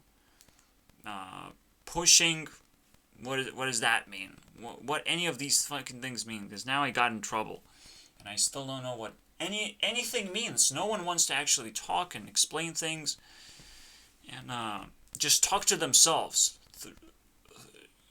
A live reaction of what's going on. They just have to bleed information, and if they don't bleed information, don't respect those people whatsoever. Okay, you you counter bleed information when that happens, when people react to you and they don't quite teach you anything. You just start counter bleeding information of how you feel. You look around, it's like, I want to escape this fucking thing. I want to fucking do this very quickly. I don't want to respect. You're almost like talking to yourself of how irritated you are. And you always mention that little thing of like, well, if they're not explaining what I'm supposed to learn from this situation and what's going to happen to me and what I'm supposed to do so to mitigate my problems right now.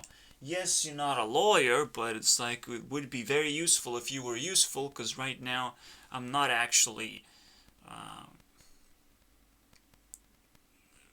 potentially gonna, serve my case anyways, which I didn't. Most people I talked to while I was investigating or being investigated, which is like, again, it's like the question of like, oops, I pushed someone. It's time to investigate it's time to work for 30 hours now. And that's the weirdest thing. It's like, people really, really do it. People really do, in fact, hit the fucking start point of, let's work because we have a job, and the longer we work, the more we get paid. As long as we don't offend everyone. But that's kind of fucking stupid. Alright.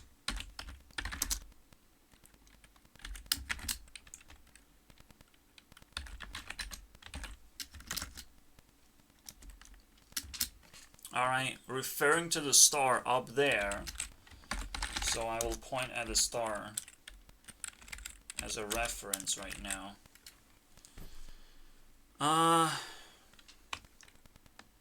Yes, offending a customer is the worst thing.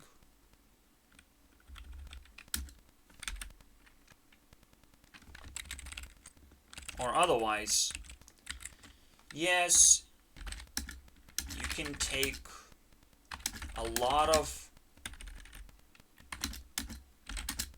hours of work, but don't offend anyone. Alright? Because I would love to have a job like this that just comes out of nowhere for miniature things that people do in life. That is ridiculous. Obviously, one thing is very much needed is people's consent, right? They have to file a complaint. They have to file whatever, right, against you. And it's the fucking stick. Because someone did a fucking crime there. Whoops. I still don't know when they're gonna show up, honestly, now. It's quite confusing to me. They somehow have enough courage to knock on my door and ask me to go to the hospital. I wonder how that's gonna work out for them. You know, they're not gonna kill me or something. I want to see the level of bullying that I'll have to fucking withstand. Because that's the most interesting roller coaster, but it's almost like, you know, they have to consent first and then I'll think about it. That's how it's gonna look like. So I definitely welcome them to come, but I don't welcome them to come with ability to actually drag me out. You know, even that's offensive. The most offensive thing is like, I just asked someone to leave our home, me and my mom's home, and now I'm being asked to leave instead as the consequence of my actions, which is absolutely amazing. Asked to leave for a decent period of time too. But that doesn't mean that I cannot create home someplace else and just prove my brilliance and just flex my muscles on people who are unsuspecting tourists in that sense. So for me, again, I'm going through the process of maybe I'm gonna go to the hospital and will have a huge pause in my life, which going full speed, I would like it not to end that abruptly and stop that abruptly. Potentially, again, there's magical forces in between giving me a few extra days to prepare, but I can't live in the unknown giving away my powers. I just have to assume everything is normal, act completely normal, no matter what. Is that special time where court sends someone to take away my freedom for no good reason. And again, do as much work as you like. Do as much work as you like, dude. You have your job, you get paid, but please don't offend anyone. All right, that's the kind of the rule is, and I would say it has its own star. Just because I touch the star, I get the star. Fuck it, dude. Cause like you can do court, and you can do interrogation, and you can do your stupid psychoanalysis, quick analysis of a person's psychological level, but please do more work yourself. Reveal what you're doing.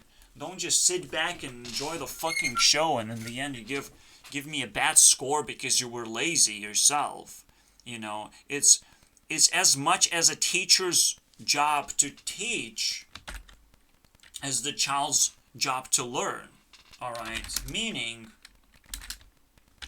if a teacher gives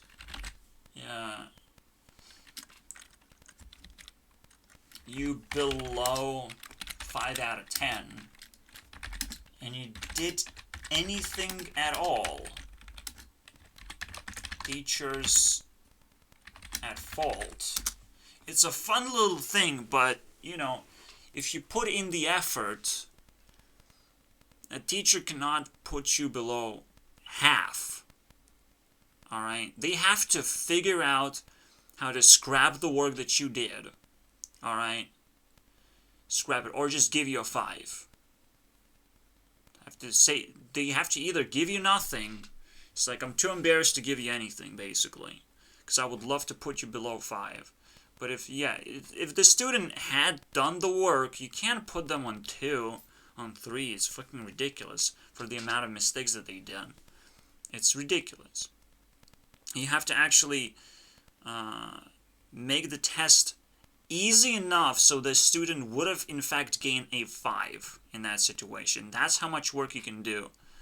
But otherwise, this is a very interesting case, I would say. It's again something teachers have to learn and actually wake up every day knowing this exact process of like, I'm a teacher, I'm supposed to teach people, right? So there's a benchmark where I'm at fault for not putting people on that benchmark, dragging into that benchmark, despite how they behave, really. Unless they're bullying the teacher, and that's an overall bad thing to do and makes teaching harder for other people to receive, right? If there's bullying, it's going to affect everyone around the class. It's basically going to affect the entire rest of the class. So a bully has to be actually almost put on focus of like, hey guys, hey classmates, deal with this bully somehow. If you need help, ask me. And it's another one of those issues, right? Where you can in fact give the bully a lower score, but that's it, right? That's because the teacher has found a good reason to do it. And it's a very interesting and sophisticated rule, I would say.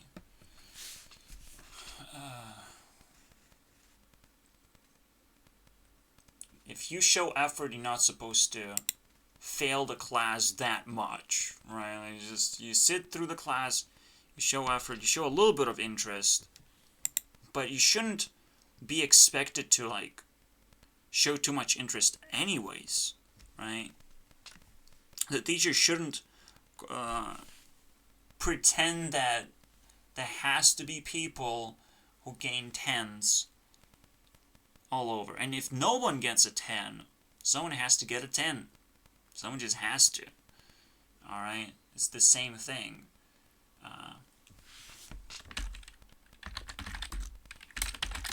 On the opposite scale, someone always has to get a 10 out of 10. Someone. Alright? Someone has to create a benchmark. If the entire class wants to fail, that is unbelievable effort. Okay? The entire class wants to fail. If they fail constantly, that is ridiculous. That is absolutely ridiculous. They just democratically elected themselves bigger than the teacher, and that's amazing, right? Obviously, what you can do as a teacher now, you have to shuffle the class with another class that did not broke this rule, and the consequences are pretty big. Every class has to do it, or they can do a veto on something, right? They can stop a certain test from breaking them, basically. So I would really empower students right now more than ever before to actually stand up for themselves and understand the social struggle that they're going through when the teachers think that they are not at fault at all for how they do things. Alright? But at the same time, I would say also grades don't actually matter in real life. So get a life, basically, if you think you went through school with good grades or decent grades and it does anything to you. Decent doesn't mean anything. So maybe good grades can tell you that, well, you did the work that was required of you and you can move on to the next stage. But I did kind of, succeeded. I could have went through university. It's like, I could have done so many things, except real life was knocking at my door and saying, well, you can't actually do that, because there are many problems with that. Alright? All of a sudden, I'm thrown into a new environment, new problems. I need to figure out how to get my money straight, my money flowing. I'm under education and all that shit. How to get my rent papers back to normal as well. Because I I'm kind of breaking up with my friend, and he wasn't able to actually support me in the end. And it's just, there's so many real life problems that just kind of weighing me down. I just didn't want to deal with them. And I definitely was not ready for any of this shit. What parents are expected to do is at least deal with those real life problems so people can be injected with schoolwork. But in the end, it really showed that my parents couldn't handle the simple pressure of just me being alive and needing to move on from school to something more important. But in actuality, what happened, my dad came down and, well, gave me a little bit of a work experience. And yet again, I kind of was proven wrong almost. Like, they were ready to contribute, but in their own ways. And those ways were kind of, appealing to a certain extent. And to a certain extent, maybe they crossed over and,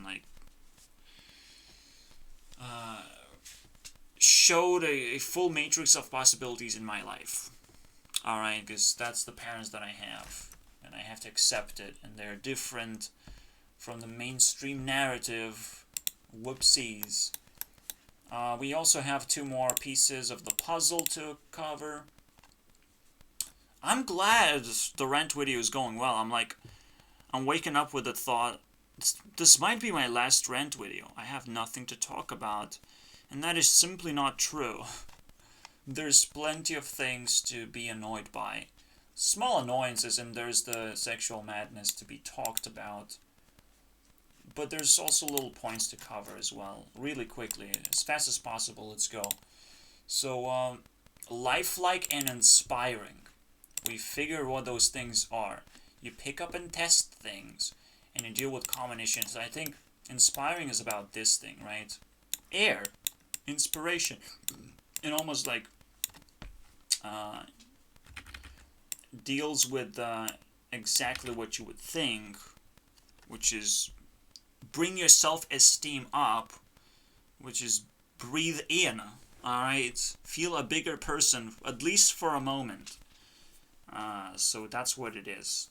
Self-esteem. So that's even crazier, right? We have found a word that feeds into the matrix yet again. So what does it do? To inspire people to deal with common issues, which is pop issues, I would say. Pop issues is almost like, there's always things that are trying to prick you down, but it's always the new thing, right? It's always that new thing that shows up, the pop issue, that people cannot handle necessarily, alright? But you have to let the pop culture flow as well. Obviously, you're gonna accept it in a different format. You have to reformat pop culture every now and then. So the things that come into your point of view, they're not going to be the same. They're not going to look the same as for the other person, but it's a good test of your skill to actually, at least look at what those new things are and adopt into your world. That's what inspiration is about. It's like, I adopted this, you should do it too. That's just simply how it looks like. Alright, so if there's a new thing that pops out, potentially I will talk with my people who hang around my Discord channel. I will talk to them about it. Maybe there's something crazy gonna happen. You never know. That's why you have to keep adopting things in the first place. Not only are you inspiring people, but you might find inspiration yourself to do something interesting. Or the combined inspiration of multiple people also creates a very interesting move as well. It's just something, pop culture, when it provides something, it's something that people can actually connect through, alright? It's a connection process, so it's very interesting.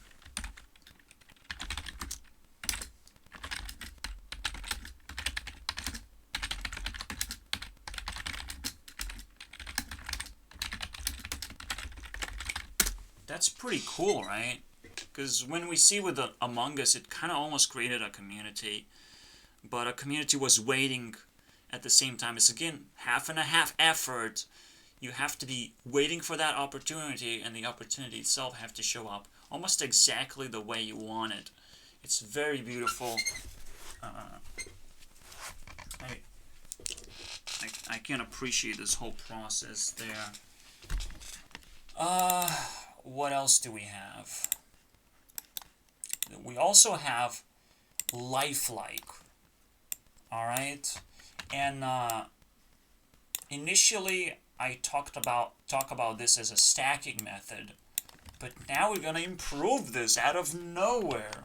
Wow, what is this lifelike thing? It's amazing. Annoying Orange has completely obliterated my life by allowing me to look at something different on YouTube, and I'm so glad.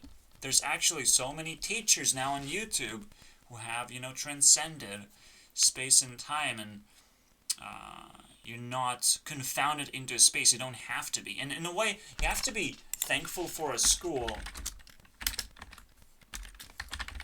Thank your school for providing a universal highway, alright? For everyone around you, you have been put in a place, in a social place, in a highway. Yes, it might not have worked out for you. Yes, you might have found a different purpose than more school, but that's okay, right? You don't have to worry about that at all. And yes, school is actually up to 18 years of age, and not necessarily the ending for you. It's kind of, but school still provides the idea of a highway, at least. And you might still, come out 20 years of age. You might come out even 4 years later, when you're almost supposed to hit tier 2. So that's exactly when you would expect every highway to stop functioning eventually. And so school actually provides that. It's not too bad. Alright, so with that in mind, does it stack lifelike?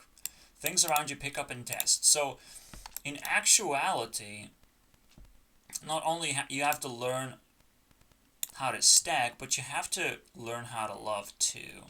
On top of all of this, it's like whatever, you don't know what happens next, alright? And every single piece is kind of different, unique, and you have to almost allow any kind of size of a stack to happen next, right? So don't really question what that is, just figure out that it is flat, it can be balanced, it can be stacked, and you might want to reshuffle eventually, but essentially you are kind of growing into this pyramid shape where you will finish your work eventually anyways, and you might move on to a new thing, right? Or you might just realize, I'll just restack the same thing.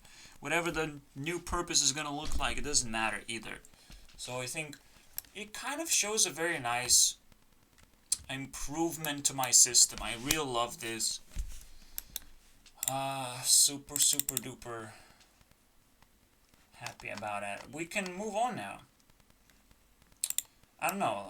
Yes, lifelike does seem underwhelming of like, yeah, there might be something on top of how to accept that next layer. It's a little bit underwhelming, but the fact that you're still accepting new things, and maybe less and less, but you still have this process in there, no matter what. You still love the thing that you built in the first place, and you can even allow other people to contribute. No matter how small that contribution is, it might feel quite big to other people who have looked at faraway tower and they feel like, oh, I can put a little bit of a thingy up there as a contribution. Even that's important. So that's lifelike as well. It's like be in that moment when things can in fact happen. Be there for that random thing to happen. Especially, like, Annoying Orange probably introduces a lot of people in the background. A lot of work in the background of, like, how do you find that voiceover? How do you find those eyes and mouth for that special little pumpkin in there? Alright, that's pretty cute. Pretty cute. So what problems otherwise we have? We had the MAGA storm, they're not really counting votes properly because Biden wins. Well, we probably actually entered a very interesting situation. Where is it? If you ban enough people, you win the election. I think trends really, really have the ability to actually manipulate election, and maybe even coronavirus actually crippled a lot of Trump voters. Because Trump voters, though, are the ones who would think, and they would not want to stand in a line that is now actually even more crippling to stand in. But the Biden supporters would actually be more of a soldiers to just, mindless soldiers. They would just go out there and fucking get through with it. And the fight was close enough to where, a simple trend like that could actually win or lose the election. I wouldn't say that the cheating is actually that important in order to recalculate votes. I think you have to be curious by any means, but you shouldn't be screaming out cheating immediately after you lose. It's kind of weird, right? You just should show signs of curiosity, and I think that's a humble way to do it. But a very annoying way to do it is just to scream. Annoying Donald Trump. That's the best that he can do, I think. Donald Trump can ascend into an archetype of Annoying Orange. That would be amazing. Alright? Then we all appreciate it, and he doesn't offend anyone.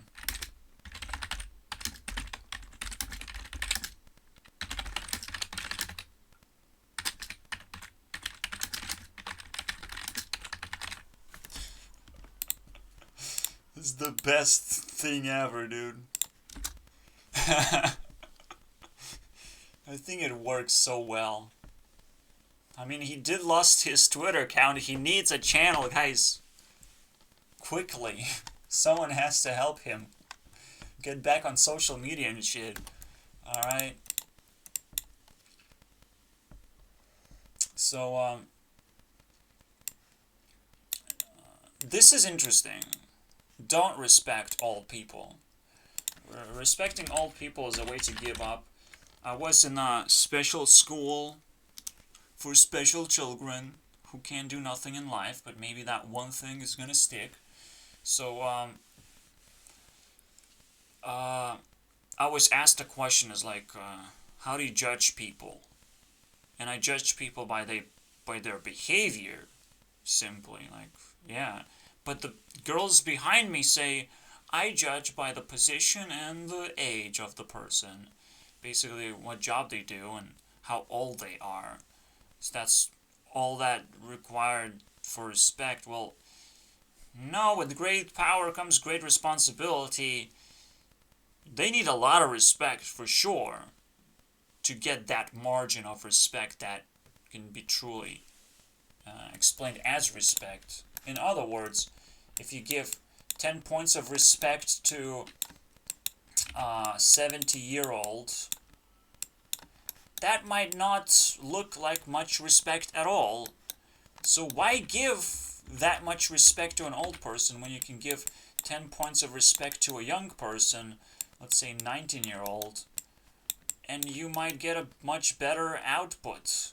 Input and output is a much better transaction. You want your respect to be felt, and so you reward people by their behavior instead. That's what you do.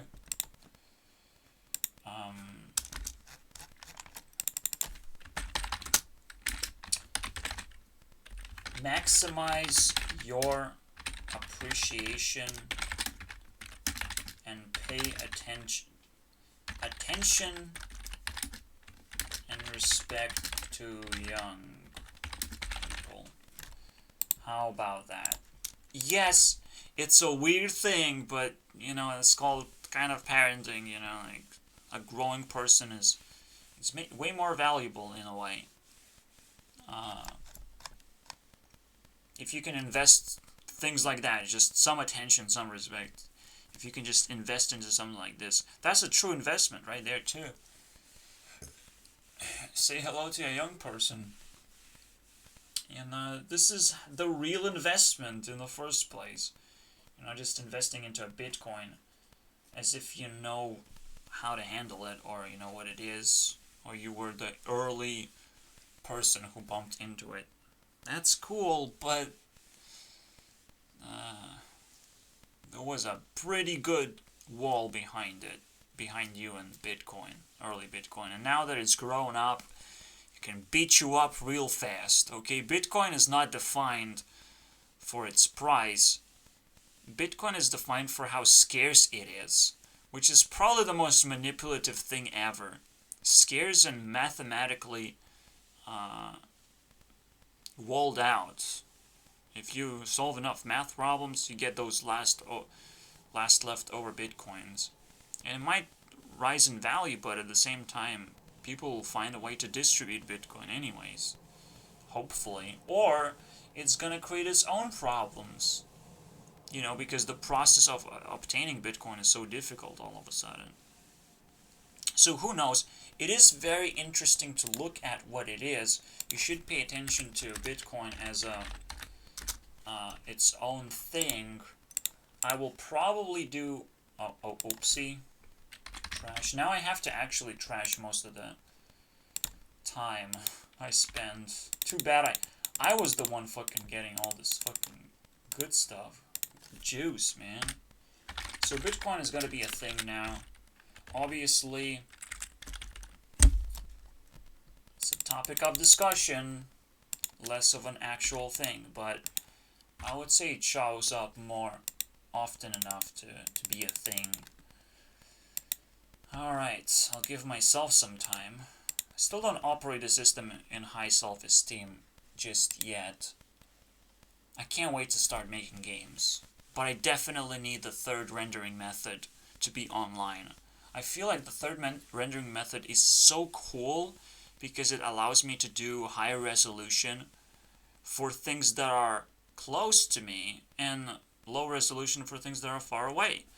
It's fascinating to me, actually. So, that's what I'm gonna be up to, honestly. I'm gonna be doing the third rendering engine no matter what. Just a reminder of what it is. It is simply a sorting method by size. Alright, sort size. And then, in terms of pixels, and then sort things into cuts. Let's say 6, 8, 4, 2. How many threads you need to cut the object, to render the entirety of the object. So maybe one thread can handle 50 pixels. So in this case, this object has to be, what is it, 800 pixel size or something? That's cool. Yes, you might be able to see through walls if there's an actual limit. And there's no special cases, alright, so I'll probably add that. Because otherwise the wall would just disappear if you just break the limit completely. Or the wall kind of crops into a small piece. I think that's what I would do. The wall is going to look like this when you get too close. And this becomes invisible even though you're supposed to render here as well. I'll do it, I just need to prove that this works, and this is really cool, and it's not that difficult to do as well. So basically these are cuts, right, where every thread is like a worker that picks up the same amount of work and it really distributes the work all the way across. It's gonna look so fucking pretty when it works out just like that. So 2 things, and all of a sudden, all you do as the last thing is let the worker do its thing, right? Check the pixels, scan the screen. Alright, the worker goes and it knows where to start, it knows where to end. Very simple rendering method right there. Rendering number 3. Now, what makes it not so simple, actually, is how to decide which pixel goes on top. It's no longer specifically ray tracing anymore. What I do with rendering 2 is actually ray tracing. It's actually pretty good, and now I think it competes with rendering number 3 quite a bit more than I expected. But I still want to know if rendering version 3 works very, very well, and it's actually very efficient, and the things I can just adjust resolution for tiny objects and improve resolution for big objects. If I can do that, that's fantastic. That is a fantastic thing, because I wasn't able to do that before easily. And I can just simply improve resolution by pretending that the things here have more pixels. I mean, here have actually more pixels than they let themselves believe. So they would kind of move on. That's just simply how you improve the resolution, right? Maybe 4 turns into 16, because usually times 2 times 2, the size itself. So, yeah, that's how it would jump. So to improve resolution, you simply kind of jump 1 cut ahead. Ah, yes, times 4, that's the jump. Alright. So there's some intricate things that you can do and maybe you can't do. The only question is, can I actually read what the current pixel is efficiently enough? Or how does those pixels stack in the first place? It's hard to tell, but I think, yeah, there might be an artifact that I don't like, which is, which pixel comes first artifact. Holy shit. An artifact does not show up at rendering number 2 because I sort objects by distance, and so and I shoot a rate from the pixel itself, so the pixel itself decides which object is most suitable. But here we kind of do the opposite, which is more of a standard approach to send polygons to the screen. But this time I'm actually sending objects to the screen, so it can be anything. It can be a circle, if I want to. It's not a big deal. Or a sphere. You know, it can be definitely 3D objects. But a circle is kind of a sphere if it's a circle in every single perspective. It is a sphere. So that's cool. You can do that, for example. What else do we have? Alright, one day my life will be fixed. I think I just kind of explained that a little bit, but there's another point in it where I will figure out. One day I'll wake up and another thing is fixed, another thing is fixed. When I'm taking responsibility of my life, not sure how my life is supposed to work, and of course there's a lot of uncertainty, but again, it's how I handle my opportunities that come to me. Opportunities must come to you, and then you challenge yourself to do the best job that you can with that thing. And it's not very easy. Absolutely. It's not very easy. I probably screwed up so many times already, but I still have to work on it. Potentially I screwed up because the opportunities that I received are not very consistent, don't come twice, and they usually don't come twice. You have to actually look into the metaphorical existence of opportunities, of like what is out there, what actually poked your interests once, and that's it. They might not show up ever again. And that's the sad part, I would say. If you truly believe in something, you have to show up multiple times. If you truly want or believe in something, you have to do it multiple times. Don't just give up. It's actually quite fascinating to do it twice, because then you see the difference, then you see the impact that you have, you see the result of your opinion. So you have to commit, absolutely. Do YouTubers need protection? This is the idea that the small YouTubers don't actually matter as much as the big ones. It's the big ones that need to be able to access, I guess maybe even special training. Who knows? YouTube should focus on big YouTubers more, as it already does, instead of focusing on smaller channels. But at the same time, that's where the protection comes, I would say, from new talents reaching the big YouTubers and kind of branching out a little bit. But that's just kind of a natural way that Tier 1 at least operates. I don't think it's that difficult to understand.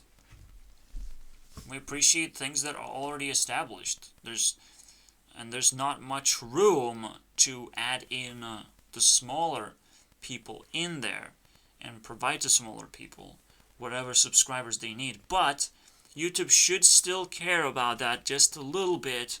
Just allow people to explore and do some kind of extra work to the point where you are capable of finding something new because you're doing that work for YouTube of some kind, reviewing videos or something. You can discover people that way. It's fascinating. Alright? It should be fascinating to you that there's an opportunity out there that YouTube is not exploiting right now. So keep that in mind. It might happen anytime. Since I'm YouTube CEO, guys. Hey, guys. I am. I'll keep, I'll keep posting I'm YouTube CEO videos, reminding people of the things that I'm doing that are transcendental in a way. Because that's how I see myself. Like, I can't stop seeing myself as different, but putting in a decent amount of work regardless, okay? Maybe a little bit unfortunate, maybe a little bit different. Maybe you don't know me very well, of how unfortunate I am. So you treat me at your own scale, at your own pace, and it's not very nice of you. But eventually you realize, I am YouTube CEO because I fucking repeated it many, many times. And I just want to fucking put it to rest. And put a lot of other people to rest as well. Maybe you're not a YouTuber, maybe you transcend it finally. Everything grows, so there's no reason to fucking sit back and pretend that YouTube CEO is the greatest rank of all time.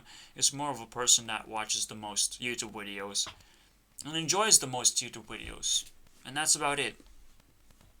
A person that really, really qualified to watch maximum amount of YouTube videos as a part of his life. Not necessarily my purpose, but I found it very, very educational and deep, and almost something that I could push even deeper and become something all of a sudden. And I did it. Alright? People pay for convenience. Why did I think of this point? I think of this point because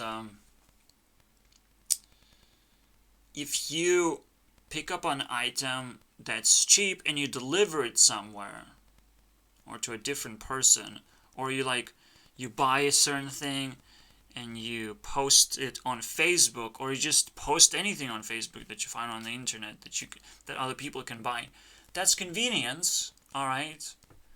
And you should be paid for it. Yes, in some ways, if you're just reposting something and you're telling the full story, people are not going to pay for it anymore. It's kind of weird. You have to actually trick people that it's convenience that they get by not telling it everything. They don't need to know everything. They just need to get what they want for the price that they want. yes, you have to allow people to make mistakes in that sense. If you want to profit, obviously. I don't seek for profit, so I don't follow the same principle of fierce competition. Like, it doesn't matter if you spend your money, that's your loss, basically. I think now we're a little bit too scared to actually spend money on, like, friendship. You know, like, that's fucking dumb. Of self-indulgence, of like, I'm a big person, I can spend money on small people. I'm not here to have sex or fucking always stuck in their ear of what they have to do. It's not them doing of any kind of service to me. It's just hanging around, you know, getting to know me at worst. All right, uh, that's it. Just keeping company. That should be something that people pay for. All right, as a social gravity pull. You know, when you give free stuff, it's almost like Mr. Beast behavior, but it's a Mr. Beast in a budget way, right? You're not just, yeah, you might be filming yourself. Yeah, you might be uploading and getting extra stuff from that, but you need friends that, you know, that are close to you, that are unique, that people kind of look at you and associate your friends into the pool as if like they're part of you more than they're part of their own fucking YouTube channels, and they're trying to do their own thing. Yes, one friend can escape with their own YouTube channel and their own ideas, but that's just, you know, life that surrounds you because you invested into friendship. It's actually quite fascinating. Reminder to invest into friendships.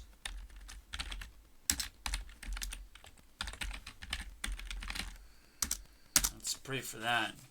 You know, maybe one day is gonna happen. Oh wait, I'm YouTube CEO, so I probably will have tons of friends. Yay! That want to invest into me. Yes. That's also what I did accidentally, didn't I? Fuck yeah, dude. I'll pay for that convenience. No, never mind. Yeah, I don't know. It's probably deeper than that. You know, convenience is a big word. And there's a lot of things to pay for. Absolutely. You just open your mind about that if you can. I would really much enjoy that. How to make things more convenient. Because you can get paid for convenience and pay for convenience too. So it's very nice. How to give wealthy people a reality check. Maybe I want to delay this question because I don't know. I'm still trying to process what wealthy really means. Because if you're wealthy, you're probably just a douchebag. I would love to work for you by any means, because your money is more valuable than you are. So it's almost like you're trying to compete you versus your money all the time. There's a bigger person somewhere in your pockets. I don't know. That's the reality check. A reality check that wealthy people need a lot of things, okay? And you have to sell it to them all the time. You have to, even a homeless person has to sell himself, hey, wealthy person, you know, I'll gotta be your friend. You know, because I experienced life in a completely different perspective by all means. You can trust me on that one. That's, you have to pull wealthy people. Potentially, they have some kind of weakness that does not allow them to actually spend their money and to enjoy life and just relax. So you have to constantly reality check them in case they can in fact relax and maybe spend time with you and reward you for bringing that idea up in the first place. So yeah, you have to attack wealthy people. They're probably scared of having friends. Fucking assholes. Wealthy people who have their futures figured out anyways, right? It's fuck you. It's a fuck you moment. Let's go. Let's steal their wealth. One way or the other. But you have to do it in a genuine way, I would say. At least my personality would say that. Just just be honest about it.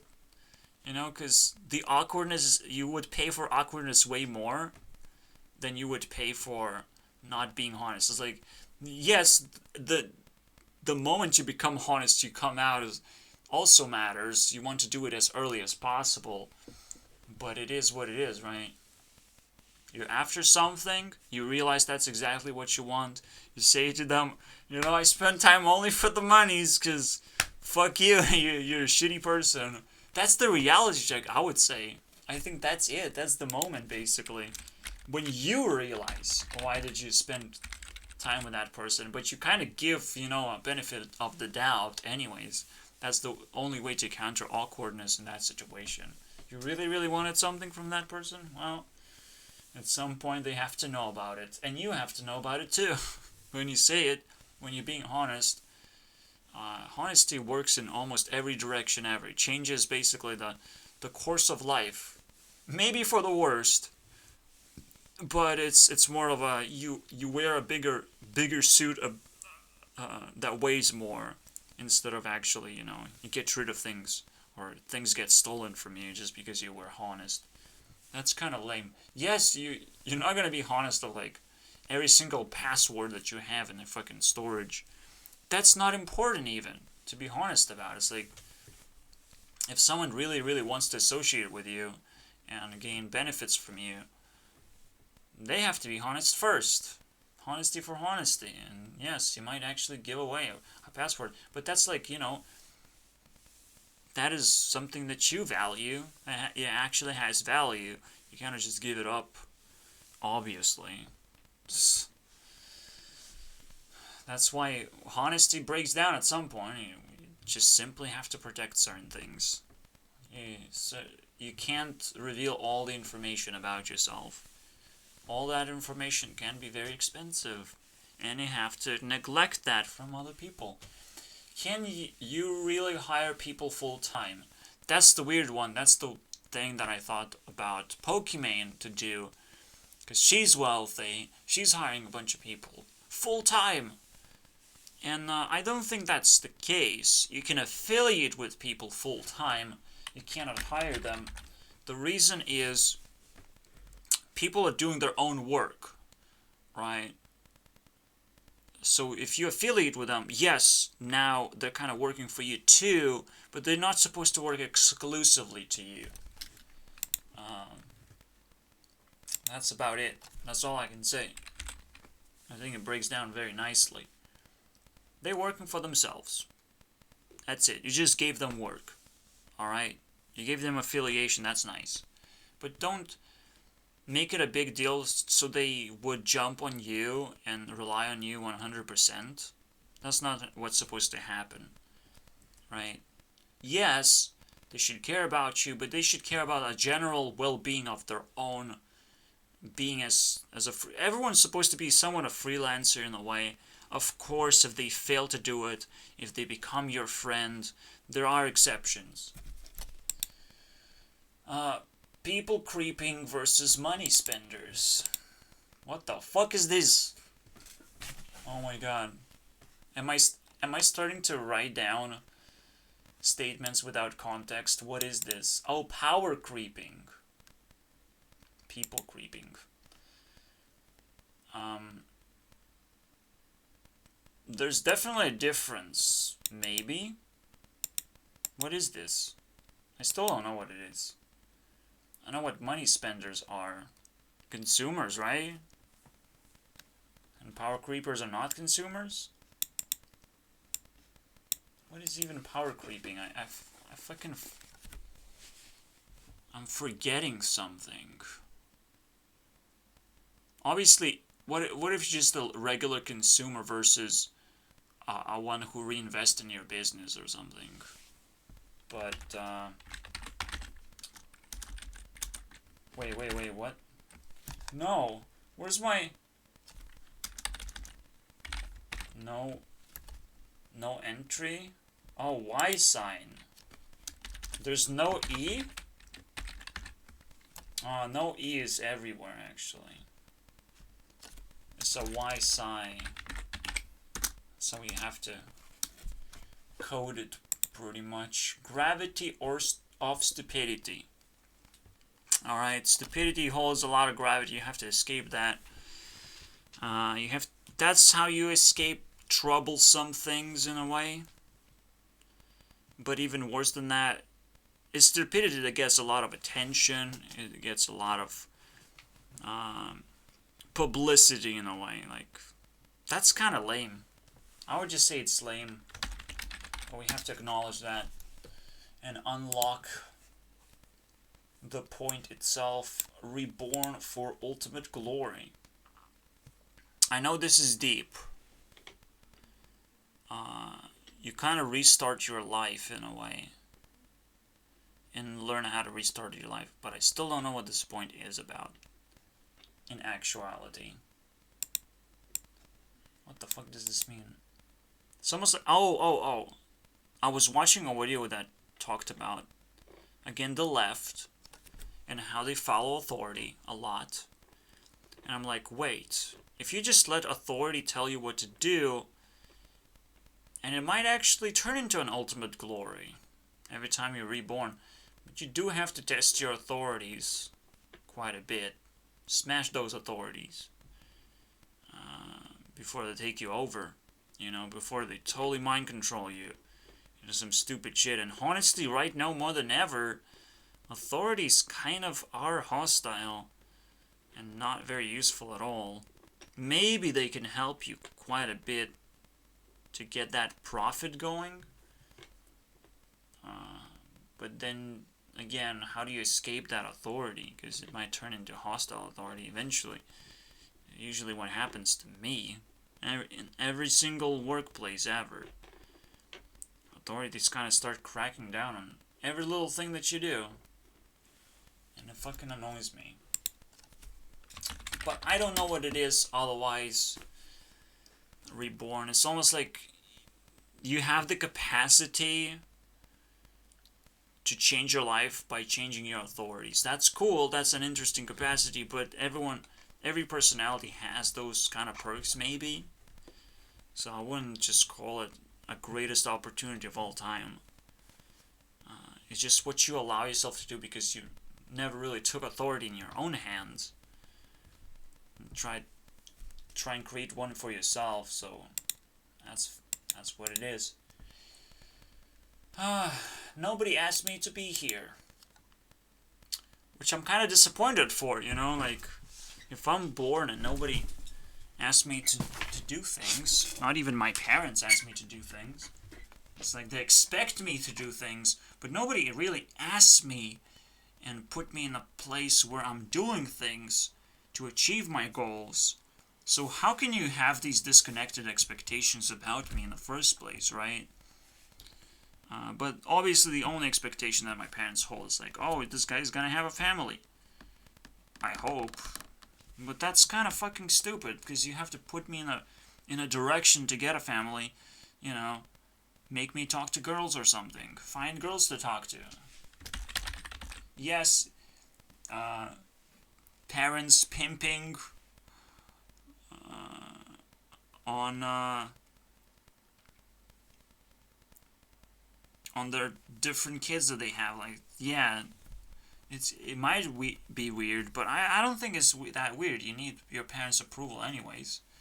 So maybe they want to pitch in a little bit if they have expectations, and if they don't know what your opinion is, they might want to pitch in of what's a cool girl out there to feel at least they did their part, okay? It's like, and they know the reasons why you reject women or whatever.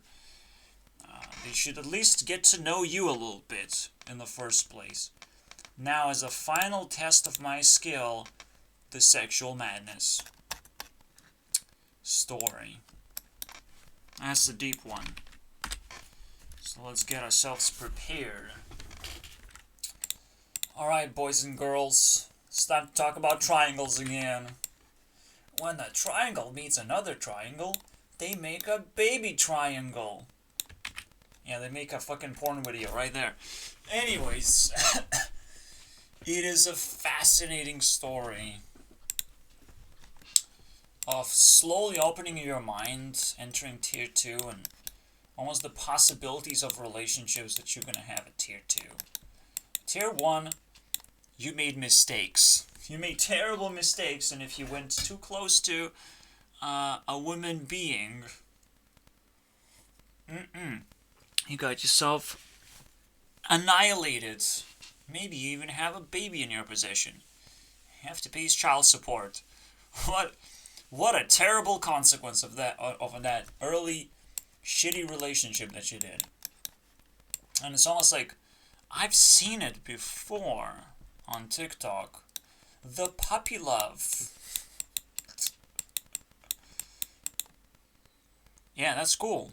That's cool. But allow every kind of love to mature into its full-fledged, tier 4 formation in a way. And I mean, I see people growing. I just don't see high tiers of influence, is what I don't see. Alright? So maybe it's my perspective that's at fault here, in the end. Maybe tiers don't mean anything, but I'll try and make a meaning out of them anyways.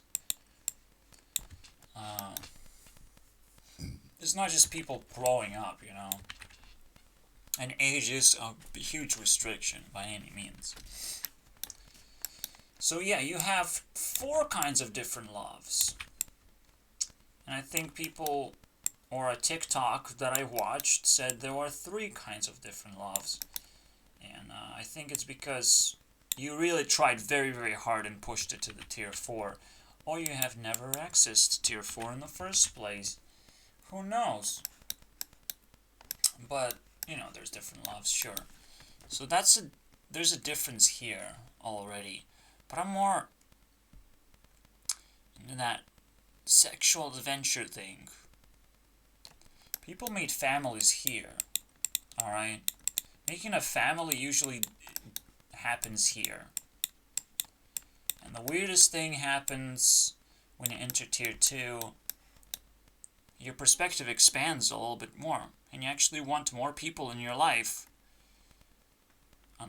And if you really trust your family to bring it to you, that is game over. You're just gonna bounce right off this fucking wall right there. Because you already have plenty of responsibilities, and you are dealing with responsibilities that are bigger than you already. You said you want to take care of a person throughout its growth process. You're gonna get that puppy love, and puppy love means family love eventually. I'm sorry, that's just how it works. It's weird as fuck. I don't know the names of the other,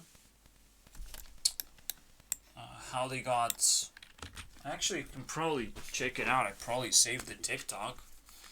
Let's do that. Is TikTok a website, by the way? TikTok. It's a website. I can log in with Google. Google, boys. Login success.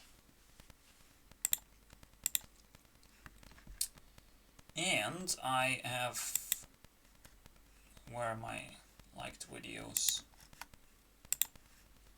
Where is the fucking liked videos, dude? Saved videos, anything. Get an app. Shut up. There's usually a third fucking category. Uh-oh. Notifications. So bad, dude. So bad. Alright, so I have to look it up from there instead. Yeah, I didn't like the description of hard love. What the fuck does that mean? I would say this is the drama love. And the hard love, it makes sense in a way, but what you have to understand is this. As you expand your tiers, so do you expand your opportunities. Alright? You branch out into more and more people that you can actually approach and like over time. And that's a next tier. Next. It's the thank you next moment, basically. Yeah, if only Ariana Grande would know the capacity she has to find a perfect match. Are you kidding me? She has the greatest app of all time. The Ariana Grandeinator, basically. Who's gonna be my Grande? Because I definitely have a better family name than you do. Get the fuck out of here. Okay? That's what it is. I just have no words for that shit. I wish to break that engagement ring right away. Alright, and be that Ari... that app user, you know, that Ari's supposed to create. And maybe that's all it takes, you know. She needs to create that super fucking app to realize how much freedom she truly has and not just commit to a family bullshit. In a way, she's kind of my age plus 1 year, so, you know, it would work out very nice. Thank you. Thank you, next. Thank me, girl, next, bitch. So, yeah, that's, the branching bullshit, and essentially, it breaks down your love that you have established. And if you feel very, very strongly about your love, you're gonna commit to it. And it's a sad moment, basically, of truth, when the wall breaks down and reveals, whoops, there's more to life, I'm sorry about it.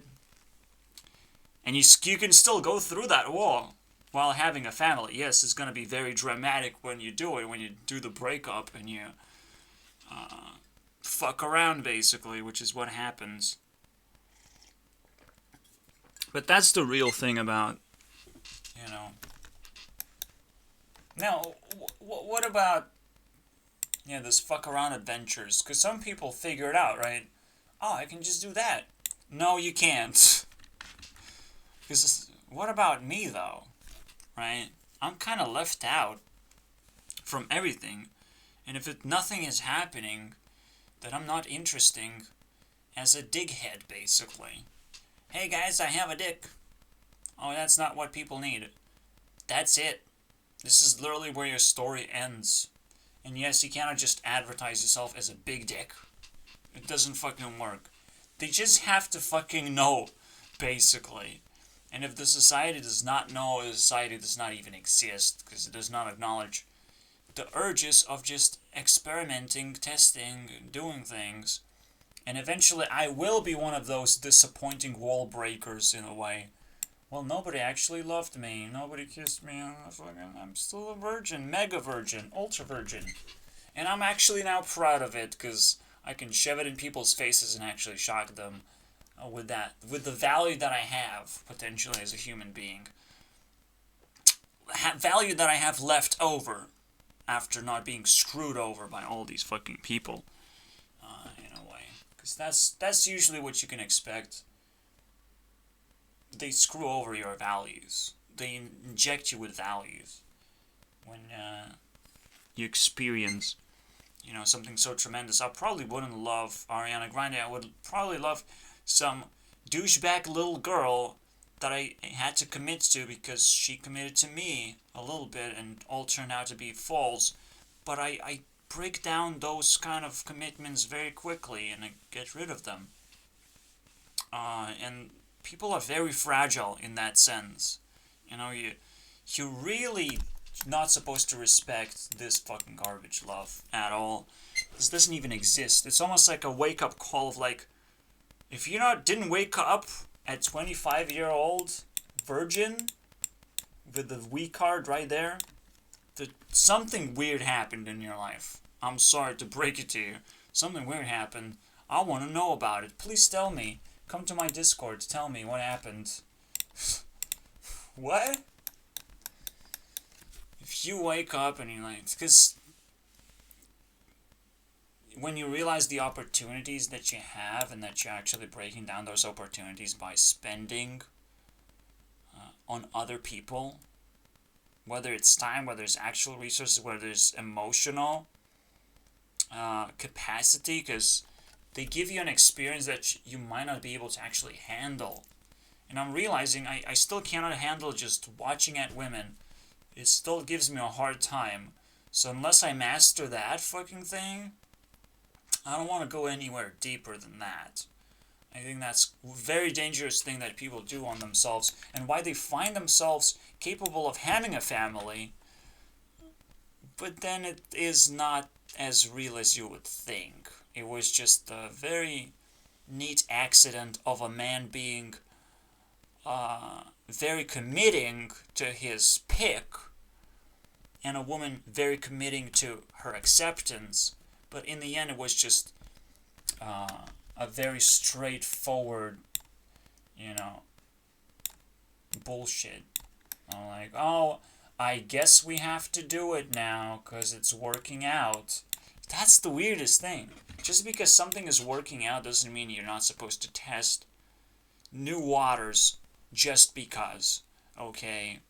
Especially if one of the people are offended by this kind of idea, What is it, a poly relationship? Yes, you are in fact a polygon. I don't know what poly means, dude. But yeah, it's multiple partners, potential. But no, fuck off. Yeah, you can try multiple relationships despite being committed, right? You give yourself a break from the commitment, because commitments are fucking annoying sometimes. They're useful, they're annoying eventually. And so I would say to my friends, whoever has a girlfriend and leaves you from friendship standpoint, remind them that they might get tired, okay, and they might want to just drain all that sexual value that they created in this bond right there. Sexual value of what it's like to feel to cheat on your partner, and then eventually dump them anyways. Just like, well, I guess that's what I actually wanted, to cheat on you and just trash you and destroy the sexual value that we crafted together.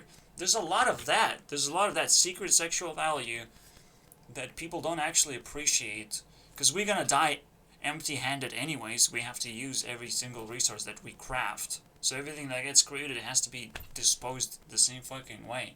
You would think you have values, but those values just have to be burned and dispersed as it goes. Life is ruthless in that sense. It's ridiculous. Wow.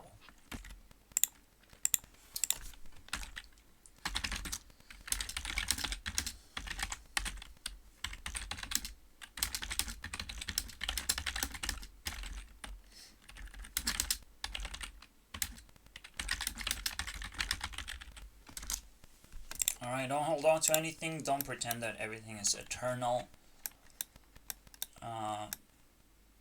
It's eternally useful, maybe. One way or the other. It's eternally useful to create something and adopt skills of creating a relationship, and then also dispersing that relationship and start cheating. Because that's cool. That is just fucking cool. And if you cannot make it cool, then you're very bad at drama, and you will never go into this tier 2, the drama level, the drama alert. I think that's the end of my story. I think that's a very satisfying ending. Maybe there's some kind of fucking YouTube review I can do. No, I don't have to. Fuck it. It's the end of my story. We gain a bunch of points. Probably some of them I don't deserve, but fuck it. I'll take everything and leave. You guys without 7 minutes of content. Oh no, I feel so violated. But 7 minutes though.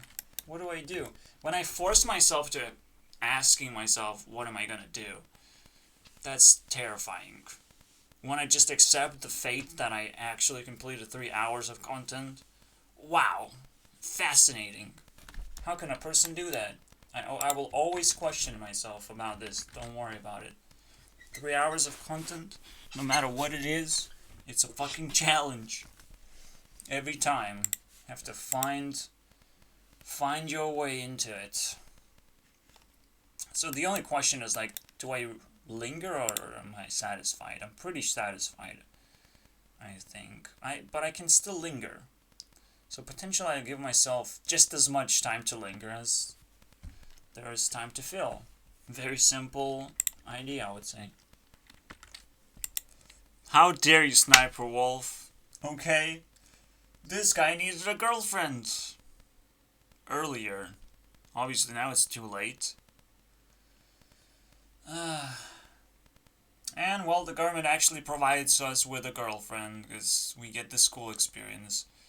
We get to fail around girls, basically, as people, as growing up. It's terrifying. No, obviously the system should be more provocative. And it's not the government, but society that should feel the need to provide exactly this. And why it sounds fucking funny, because like, the government is known for its force, right? So you can sort of imply, because you're so hopeless, you really need things to be forced. And you really need help, basically, is what. Why is it so cringy? So cute. No, I have no ending points. Honestly. I'm good just drifting off into space now and watching videos. In case something like this pops up and becomes the bonus meme. It's still something to think about. Because it has deeper meaning, absolutely. In every word, there is a deeper meaning. Very cute. Very cute. There's definitely a possibility to create a community where you kind of just have to make things work, at least for a little bit. But it's almost like a game show. And it's like, it's really hard to actually force people to do things. I'm not sure what the exact solution is, what is the most encouraged solution is. And I'm sure people are struggling too. There's no denying that. You have to pick up enough statistics, pick up enough ideas, and create a business out of it. Which is, and you have to be a big guy too, eventually. People are people, and as long as you grow consistently, and evidently, someone is gonna find that interesting, one way or the other. And you don't have to push anything to not be screwed over so much that you have to actually make a video like this. I would probably embarrass myself to a similar extent, though, which is why I fucking resonate to the facepalm.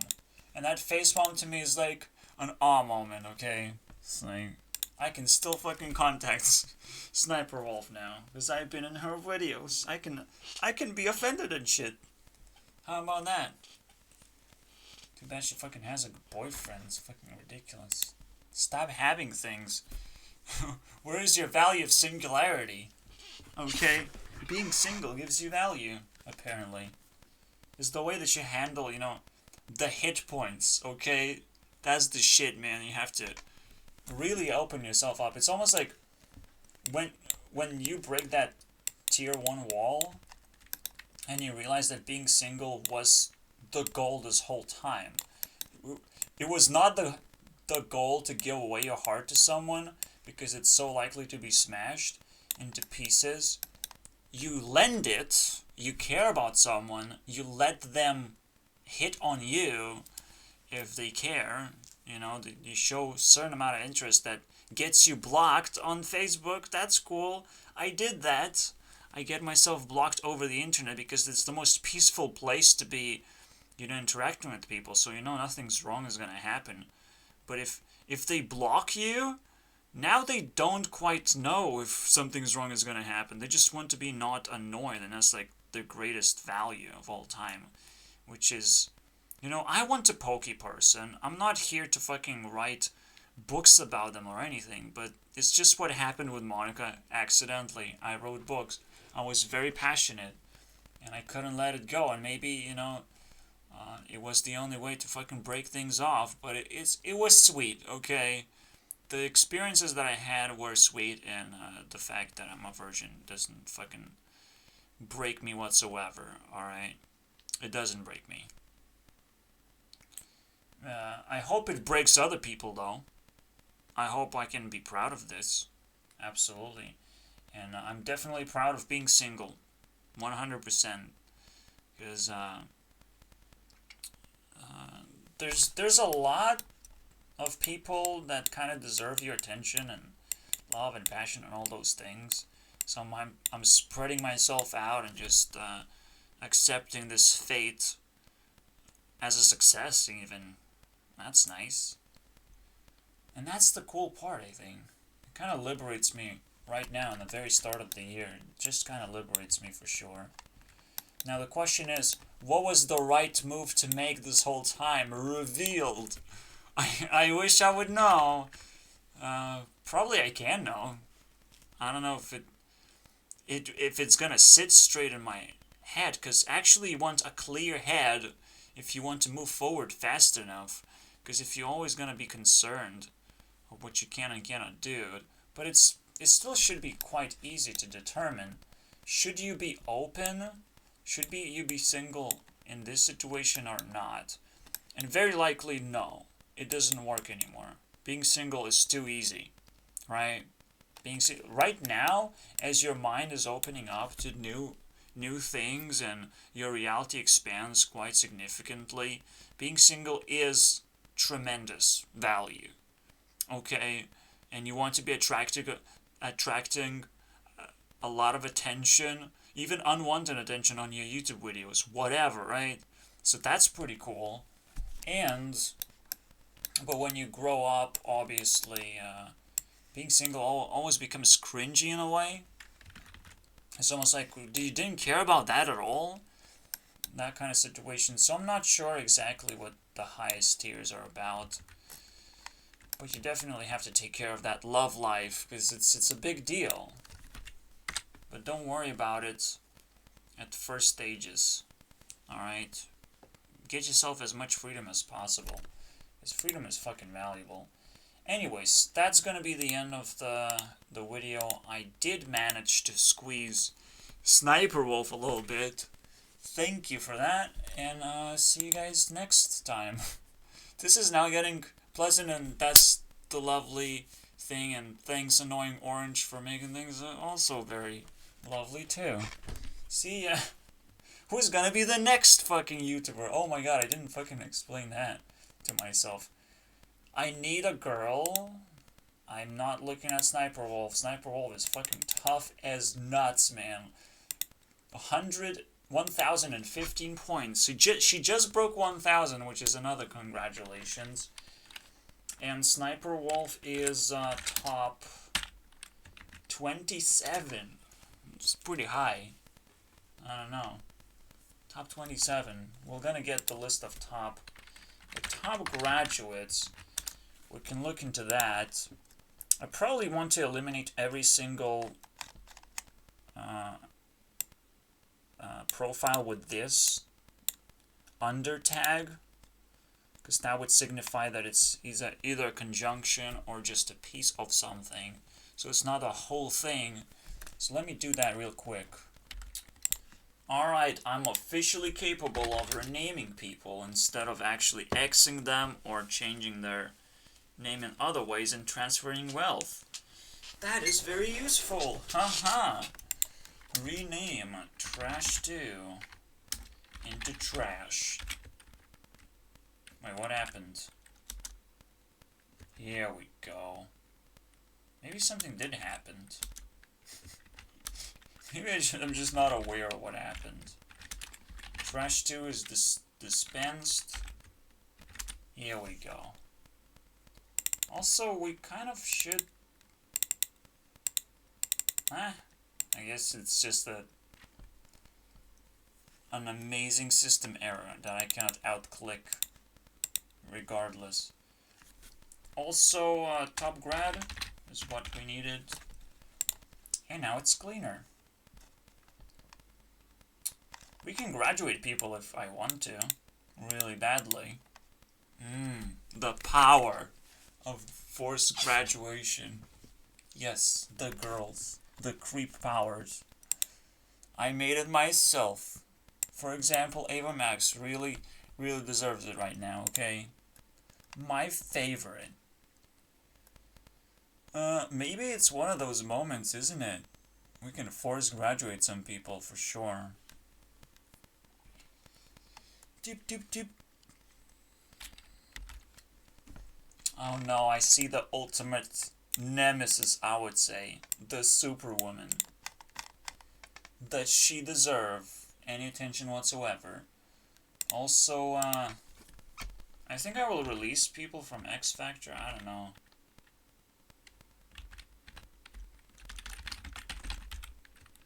There's some people in there still. I don't think I want to release any of them, though. Leah is released, right? Oh, no, she's trying really hard. Why do I have Ixnimi, dude? What happened there? Can I remove it? You have no right to this person. Alright, read X Factor.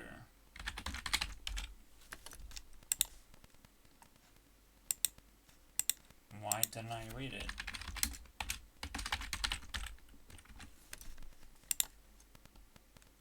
Fuck, I can't remove this somehow. What the hell?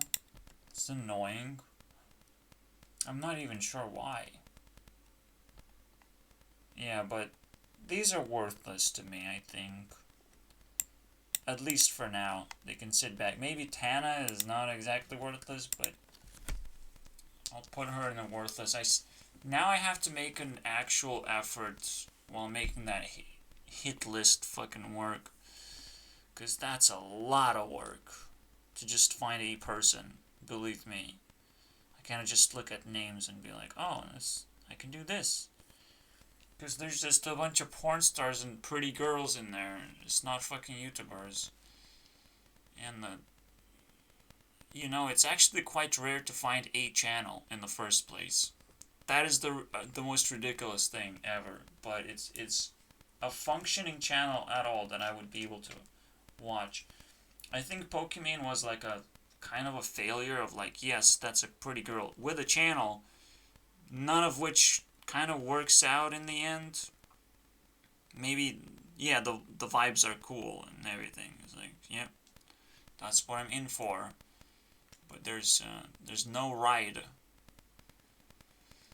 There's no effort, I would say, that I can attach myself to. Maybe if I dig hard enough, but that's just, that's just a gamer girl playing. That's fucking dumb, dude. This is as low as you can get. So I'm not sure what the next person is gonna be, or will there be more rant videos in between, but I definitely can't just pull it out of my ass. It has to be basically a surprise as for me as for you guys. So there's no other way to do this. Anyways, so that was an intermission. Hopefully the future me figured it out. Okay, that's the coolest part. I will just let the future me handle it. That's right. No big deal.